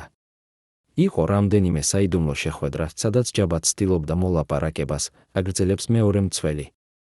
ის ხვდებოდა წარმომადგენლებს სხვადასხვა ძალებისა, პოლიტიკური პარტიებისა, უშიშროების სამსახურებისა, თუნდაც ქურდული სამყაროსა.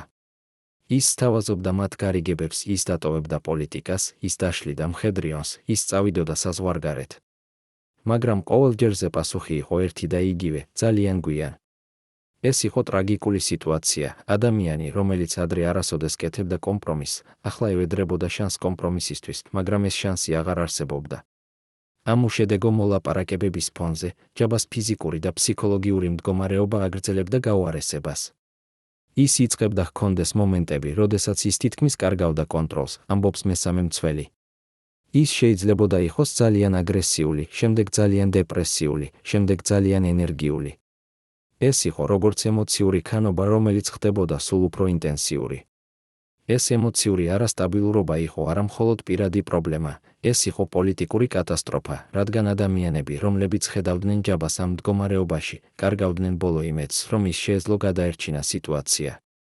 მაგრამ ყველაზე საშიში იყო არა თავად ჯაბას მდგომარეობა, არამედ ის, რომ მისი გარშემო ადამიანები იწყებდნენ მიღებას გადაწყვეტილებების მის გარეშე.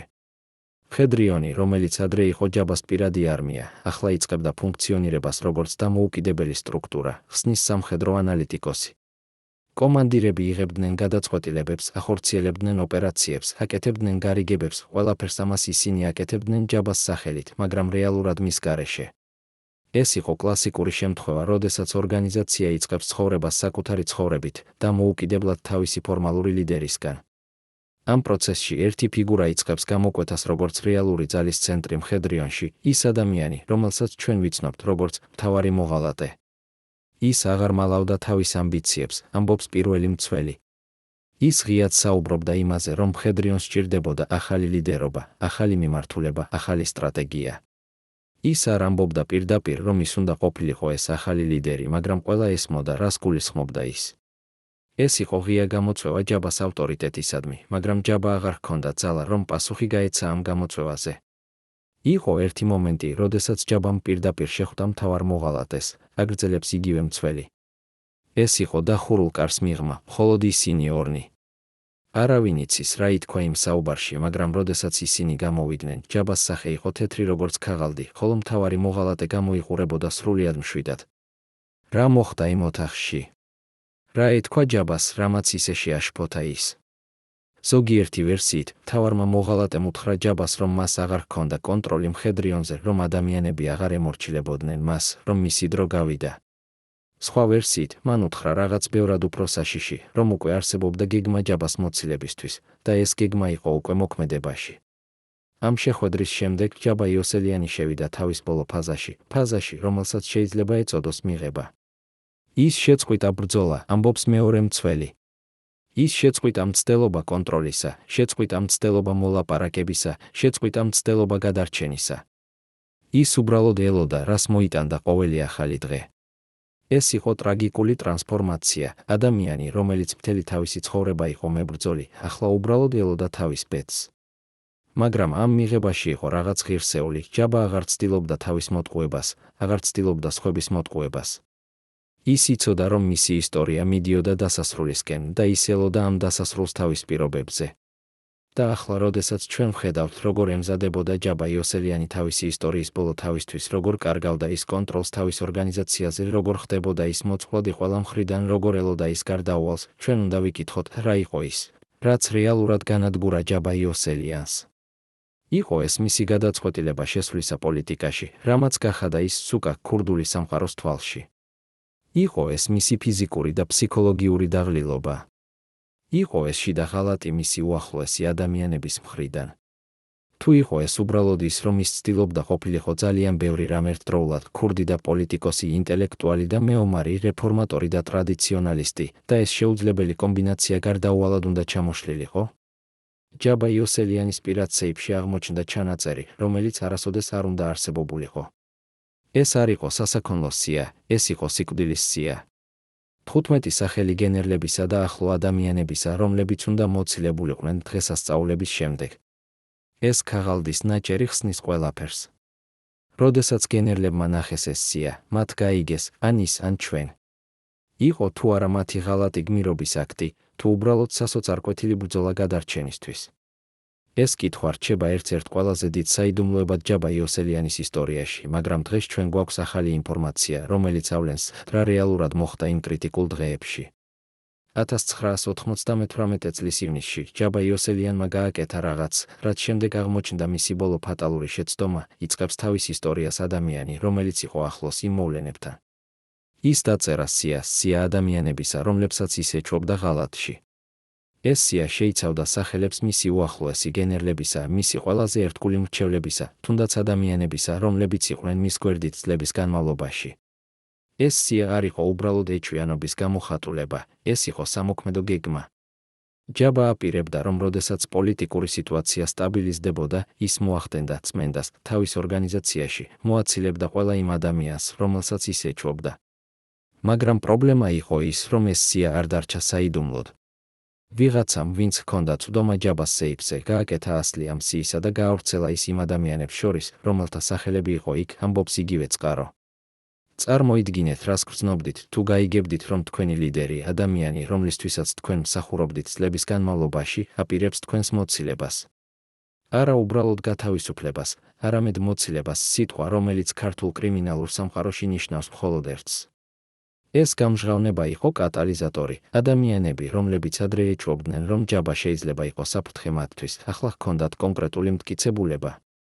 ამ გამჟღავნების შემდეგ მოვლენები დაიწყო განვითარება ძალიან სწრაფად. იმ ადამიანებმა, რომელთა სახელები იყო სიაში, შეიკრიბეს საიდუმლო შეხვედრაზე, აგრძელებს მეორე წყარო. ისინი გაიგეს, რომ მათ ჰქონდათ არჩევანი, ან ელოდნენ, სანამ ჯაბა განახორციელებდა თავის გეგმას, ან მოქმედებდნენ პირველები. და ისინი აირჩიეს მეორე ვარიანტი. ეს არჩევანი არ იყო ადვილი, ბევრი ამ ადამიანებიდან რეალურად იყო ერთგული ჯაბას მიმართ, ბევრი მათგანი რეალურად პატივს სცემდა მას. მაგრამ გადარჩენის ინსტინქტი აღმოჩნდა უფრო ძლიერი, ვიდრე ლოიალობა. მათ შექმნეს გეგმა, ამბობს მესამე წყარო. ეს არ იყო გეგმა ჯაბას ფიზიკური განადგურებისა, ეს იყო გეგმა მისი პოლიტიკური და კრიმინალური განადგურებისა.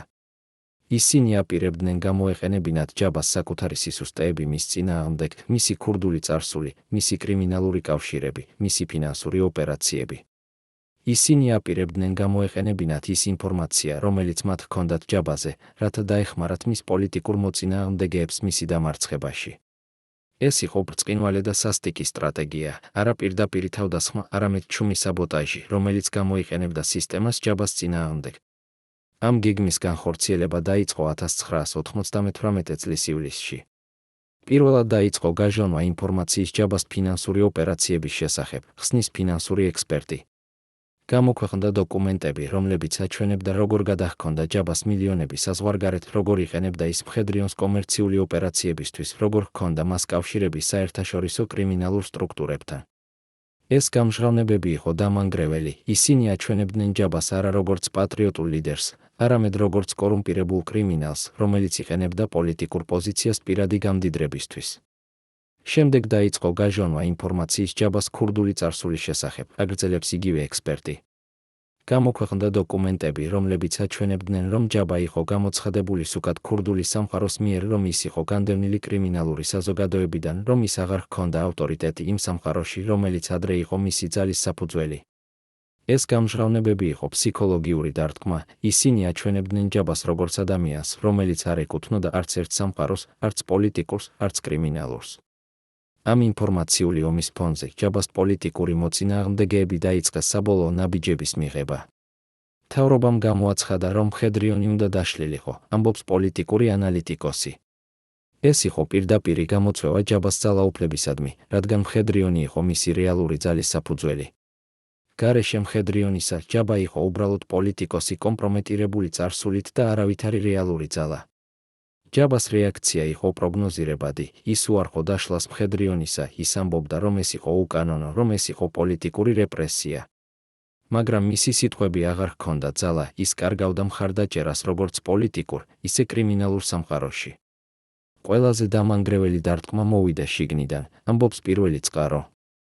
მთავარმა მოღალატემ, ადამიანმა, რომელიც იყო ჯაბას ერთ-ერთი ყველაზე ახლო მრჩეველი, საჯაროდ გამოაცხადა, რომ ის აღარ მხარს უჭერდა ჯაბას. ის თქვა, რომ ჯაბა დაკარგა კონტაქტი რეალობასთან, რომ ის აღარ იყო შესაძლებელი ხელმძღვანელობდეს, რომ მხედრიონს სჭირდებოდა ახალი ლიდერობა. ეს იყო საჯარო ღალატი, ღია გამოწვევა, რომელიც აჩვენებდა ყველას, რომ ჯაბა კარგავდა კონტროლს თავის საკუთარ ორგანიზაციაზე. ამ საჯარო ღალატის შემდეგ მოვლენები განვითარდა ძალიან სწრაფად. მხედრიონის ნაწილები დაიწყეს გადასვლა მთავარი მოღალატის მხარეს, ამბობს სამხედრო ანალიტიკოსი. ზოგიერთი კომანდირი რჩებოდა ერთგული ჯაბას მიმართ, მაგრამ უმეტესობა ხედავდა, რომ ჯაბას დრო გავიდა და ისინი უნდა ეზრუნათ თავიანთი მომავლისთვის. ეს იყო კლასიკური შემთხვევა, როდესაც ორგანიზაცია იშლება არა გარე ძალის მიერ, არამედ შიდა დაყოფის გამო. ჯაბა ხედავდა, როგორ ეშლებოდა მისი იმპერია, მაგრამ ის აღარ ჰქონდა ძალა შეჩერებისთვის ამ პროცესისა. ბოლო დღეებში ჯაბა იყო თითქმის მარტო, ამბობს მეორე მცველი. ადამიანები, რომლებიც რჩებოდნენ მის გვერდით, იყვნენ ან ის, ვინც რეალურად იყო ერთგული, ან ის, ვინც არ ჰქონდა სხვა არჩევანი.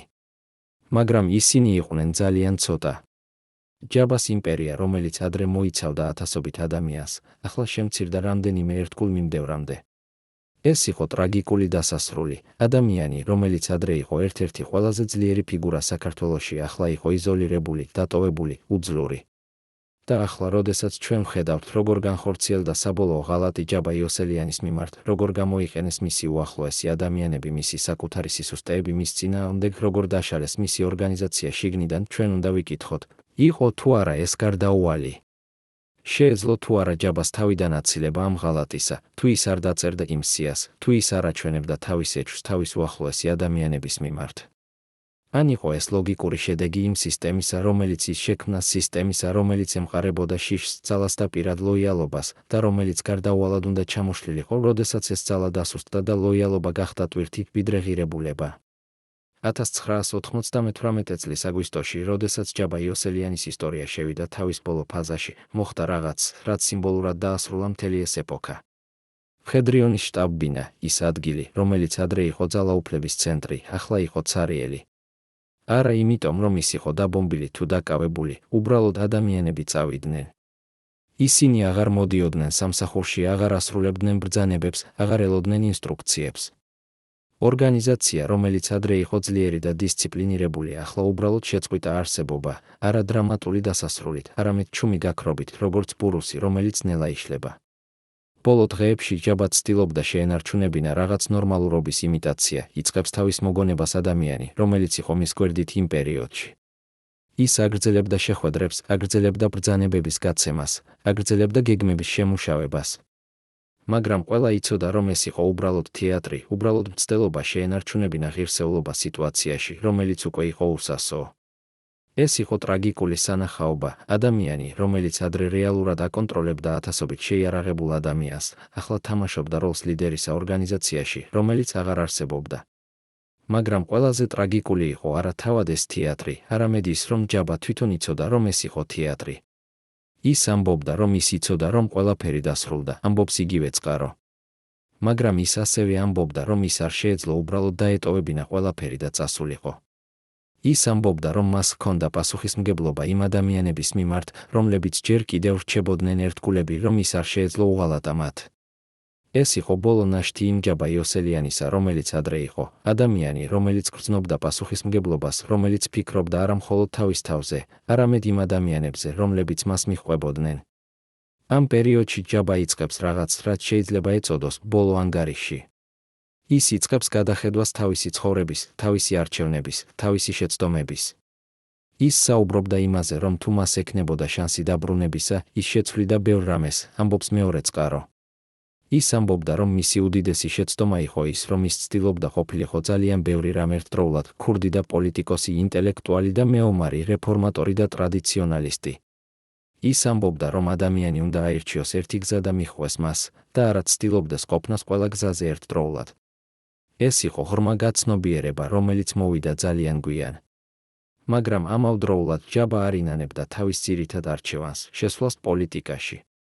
ის ამბობდა, რომ ის სჯეროდა, რომ ქურდული სამყარო უნდა შეცვლილიყო, რომ ძველი კანონები აღარ მუშაობდა თანამედროვე სამყაროში, აგრძელებს იგივე წყარო. ის ამბობდა, რომ მისი მცდელობა შეერწყა ორი სამყარო იყო არა ღალატი, არამედ მცდელობა შექმნას რაღაც ახალი, რაღაც, რაც შეეძლო გადაერჩინა ქურდული კულტურა ახალ ეპოქაში. ის ამბობდა, რომ თუ ის წარუმატებელი იყო, ეს არ ნიშნავდა, რომ იდეა იყო არასწორი, ეს ნიშნავდა მხოლოდ იმას, რომ ის არ იყო სწორი ადამიანი ამ იდეის განსახორციელებლად. ეს იყო ბოლო მცდელობა იპოვოს მნიშვნელობა თავის წარუმატებლობაში, იპოვოს რაღაც პოზიტიური თავის ტრაგედიაში. ამ ფილოსოფიური რეფლექსიების ფონზე რეალური მოვლენები აგრძელებდნენ განვითარებას. 1998 წლის სექტემბერში მთავრობამ ოფიციალურად გამოაცხადა მხედრიონის დაშლა, ამბობს პოლიტიკური ანალიტიკოსი. ეს იყო ფორმალური დასასრული იმ ორგანიზაციისა, რომელიც ადრე იყო ერთ-ერთი ყველაზე ძლიერი შეიარაღებული ფორმირება საქართველოში. მაგრამ რეალურად მხედრიონი უკვე აღარ არსებობდა, ის უკვე დაიშალა შიგნიდან და ოფიციალური გადაწყვეტილება იყო მხოლოდ ფორმალობა. ჯაბა არ წინააღმდეგობდა ამ გადაწყვეტილებას, ის იცოდა, რომ წინააღმდეგობა იქნებოდა უაზრო და შესაძლო ასაშიში. შემდეგ მოვიდა ბოლო დარტყმა, აგრძელებს იგივე ანალიტიკოსი. ჯაბა იოსელიანი დააპატიმრეს ბრალდებით კორუფციაში, უკანონო შეიარაღებულ ფორმირებაში, კრიმინალურ საქმიანობაში. ეს დაპატიმრება იყო არა მხოლოდ იურიდიული აქტი, ეს იყო სიმბოლური აქტი, რომელიც აჩვენებდა, რომ ძველი ეპოქა დასრულდა და ახალი ეპოქა იწყებოდა. ჯაბა, რომელიც ადრე იყო ძალაუფლების სიმბოლო, ახლა გახდა ძველი სისტემის სიმბოლო, რომელიც უნდა განადგურებულიყო. როდესაც ჯაბას მიჰყავდნენ დაპატიმრებაზე, ის იყო მშვიდი, ამბობს მესამე წყარო. ის არ წინააღმდეგობდა, არ ყვიროდა, არ ემუქრებოდა. ის უბრალოდ წავიდა როგორც ადამიანი, რომელიც იცოდა, რომ ეს იყო გარდაუვალი. ეს მშვიდობა იყო შესაძლოა ყველაზე ძლიერი მომენტი ჯაბას ბოლო დღეებში, ადამიანი, რომელიც მთელი თავისი ცხოვრება იბრძოდა, ახლა მიიღო თავისი ბედი ღირსეულობით. ის არ ცდილობდა გაქცევას, არ ცდილობდა წინააღმდეგობას, არ ცდილობდა მოლაპარაკებას. ის უბრალოდ მიიღო ის, რაც მოვიდა. ციხეში ჯაბა იოსელიანი გაატარა რამდენიმე წლები, რომლებიც იყო სრული კონტრასტი მის ადრინდელ ცხოვრებასთან. ის აღარ იყო ძალაუფლების ცენტრი, აღარ იყო ადამიანი, რომელსაც ყველა ეშინოდა და პატივს სცემდა, ამბობს ადამიანი, რომელიც ესტუმრა მას ციხეში. ის იყო უბრალოდ პატიმარი, ადამიანი, რომელიც ატარებდა დღეებს წაკითხვაში, წერაში, ფიქრში. ის დაბრუნდა თავის ფესვებთან, ინტელექტუალურ საქმიანობაში, რომელიც იყო მისი პირველი სიყვარული სანამ ის შევიდოდა კრიმინალურ და პოლიტიკურ სამყაროში. ეს იყო ირონიული დასასრული, ადამიანი, რომელიც დატოვა აკადემიური კარიერა ძალაუფლებისთვის, ბოლოს დაბრუნდა თავის ინტელექტუალურ საწყისებთან, მაგრამ უკვე როგორც დამარცხებული და იზოლირებული ფიგურა. ჯაბა იოსელიანის ისტორიის შემდეგ საქართველოში რამდენიმე რამ შეიცვალა ფუნდამენტურად. მხედრიონი, რომელიც ადრე იყო პარალელური ძალის სტრუქტურა, აღარ არსებობდა. ქურდული სამყარო, რომელიც ცდილობდა შესვლას პოლიტიკაში, დაბრუნდა თავის ტრადიციულ როლში, ჩრდილოვან, არალეგალურ სტრუქტურაში, რომელიც არ ცდილობდა ღია პოლიტიკურ ძალაუფლებას. პოლიტიკური სისტემა, რომელიც ადრე იყო ქაოსური და არასტაბილური, ნელა იწყებდა კონსოლიდაციას და სტაბილიზაციას. ჯაბას ექსპერიმენტი, მცდელობა შეერწყა კრიმინალური და პოლიტიკური ძალაუფლება, დარჩა როგორც გაფრთხილება იმისა, რაც ხდება, როდესაც ადამიანი ცდილობს ყოფნას ორ შეუთავსებელ სამყაროში ერთდროულად. მაგრამ ადამიანები, რომლებიც იყვნენ ნაწილი ამ ისტორიისა, განვითარდნენ სხვადასხვაგვარად. მთავარი მოღალატე, ადამიანი, რომელმაც ითამაშა გადამწყვეტი როლი ჯაბას დაცემაში, ვერ შეძლო დაკავება ჯაბას ადგილისა. მან ცადა შექმნა საკუთარი ორგანიზაცია, მაგრამ ის ვერ ჰპოვა იმ ავტორიტეტს და გავლენას, რომელიც ჰქონდა ჯაბას. ის დარჩა როგორც ფიგურა, რომელიც ცნობილია ერთი რამით, ხალატით, და ეს რეპუტაცია მიჰყვა მას მთელი დარჩენილი ცხოვრების განმავლობაში. სხვა ადამიანები, რომლებიც იყვნენ ჯაბას შიდა წრეში, გაიფანტნენ, ზოგი წავიდა პოლიტიკაში, ზოგი დაბრუნდა კრიმინალურ სამყაროში, ზოგი უბრალოდ გაქრა, ცდილობდა დავიწყებას და დავიწყებას. საქართველო ქვეყანა, რომელიც იყო ჯაბას ამბიციების სცენა, განაგრძობდა თავის რთულ გზას დემოკრატიისკენ. ის პერიოდი, როდესაც შეიარაღებული ფორმირებები და კრიმინალური ავტორიტეტები ჰქონდათ პოლიტიკური ძალაუფლება, ნელა რჩებოდა წარსულში. ახალი თაობა, რომელიც არ იცნობდა იმ ქაოსურ 1990-იან წლებს, იზრდებოდა სხვა ღირებულებებით, სხვა მოლოდინებით. მაგრამ ჯაბა იოსელიანის ისტორია რჩებოდა როგორც გაკვეთილი იმისა, რაც ხდება, როდესაც ამბიცია აღემატება რეალობას, როდესაც ძალა ხდება მიზანი თავისთავად, როდესაც ადამიანი კარგავს კავშირს თავის ფესვებთან და თავის იდენტობასთან. მაგრამ რჩება ერთი დიდი კითხვა, რომელზეც არასოდეს იქნება ერთმნიშვნელოვანი პასუხი, იყო თუ არა ჯაბა იოსელიანი ტრაგიკული გმირი, ადამიანი, რომელიც ცდილობდა რეფორმირებას ძველი სისტემისა და წარუმატებელი იყო, თუ იყო ის უბრალოდ ამბიციური კრიმინალი, რომელიც იყენებდა პოლიტიკას პირადი ძალაუფლებისთვის. იყო თუ არა მისი მცდელობა შეერწყა ქურდული და პოლიტიკური სამყარო ხედვა მომავლისა, თუ იყო ეს უბრალოდ ილუზია ადამიანისა, რომელიც ვერ ხედავდა, რომ ზოგიერთი რამ უბრალოდ არ შეიძლება შერწყმა? ეს კითხვები რჩება ღია და შესაძლოა ეს არის ყველაზე მნიშვნელოვანი გაკვეთილი ამ ისტორიისა, რომ ისტორია არასოდეს არის შავთეთრი, რომ ადამიანები არიან რთული, რომ მოტივაციები არიან მრავალფეროვანი და რომ ჭეშმარიტება ხშირად მდგომარეობს არა ერთ ვერსიაში, არამედ სხვადასხვა პერსპექტივების კომბინაციაში. დღეს 25 წლის შემდეგ ჯაბა იოსელიანის სახელი ჯერ კიდევ იწვევს სხვადასხვა რეაქციებს საქართველოში. ზოგიერთისთვის ის რჩება როგორც სიმბოლო ქაოსური 1990-იანი წლებისა, პერიოდისა, რომელიც უკეთესია დავიწყებული. სხვებისთვის ის არის ტრაგიკული ფიგურა, ადამიანი, რომელსაც ჰქონდა პოტენციალი გახდეს რაღაც დიდი, მაგრამ რომელიც დაკარგა თავისი გზა. კიდევ სხვებისთვის ის არის უბრალოდ ნაწილი ისტორიისა, ფიგურა, რომელიც ითამაშა თავისი როლი და გავიდა სცენიდან.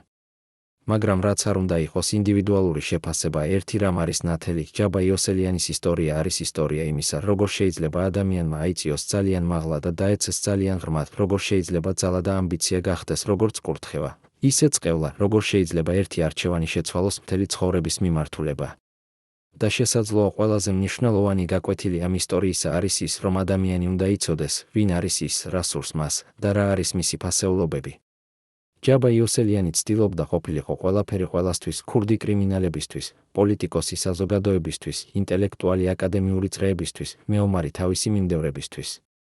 და ამ ცდილობაში ყოფილიყო ყველაფერი, ის დაკარგა თავისი რეალური იდენტობა, თავისი რეალური ძალა, თავისი რეალური მიზანი. ის გახდა ადამიანი, რომელიც არ ეკუთვნოდა არც ერთ სამყაროს და ეს იყო მისი ბოლო ტრაგედია. პატივცემულო მაყურებლებო, თუ თქვენ ნახეთ ეს ტრაგიკული ისტორია ბოლომდე, დაწერეთ კომენტარებში, რომელი ქალაქიდან ხართ. ჩვენთვის მნიშვნელოვანია ვიცოდეთ, სად ახსოვთ ჯერ კიდევ ჯაბა იოსელიანი. და გამოიწერეთ არხი, რომ არ გამოგრჩეთ ჭეშმარიტება ისტორიის იდოლების შესახებ.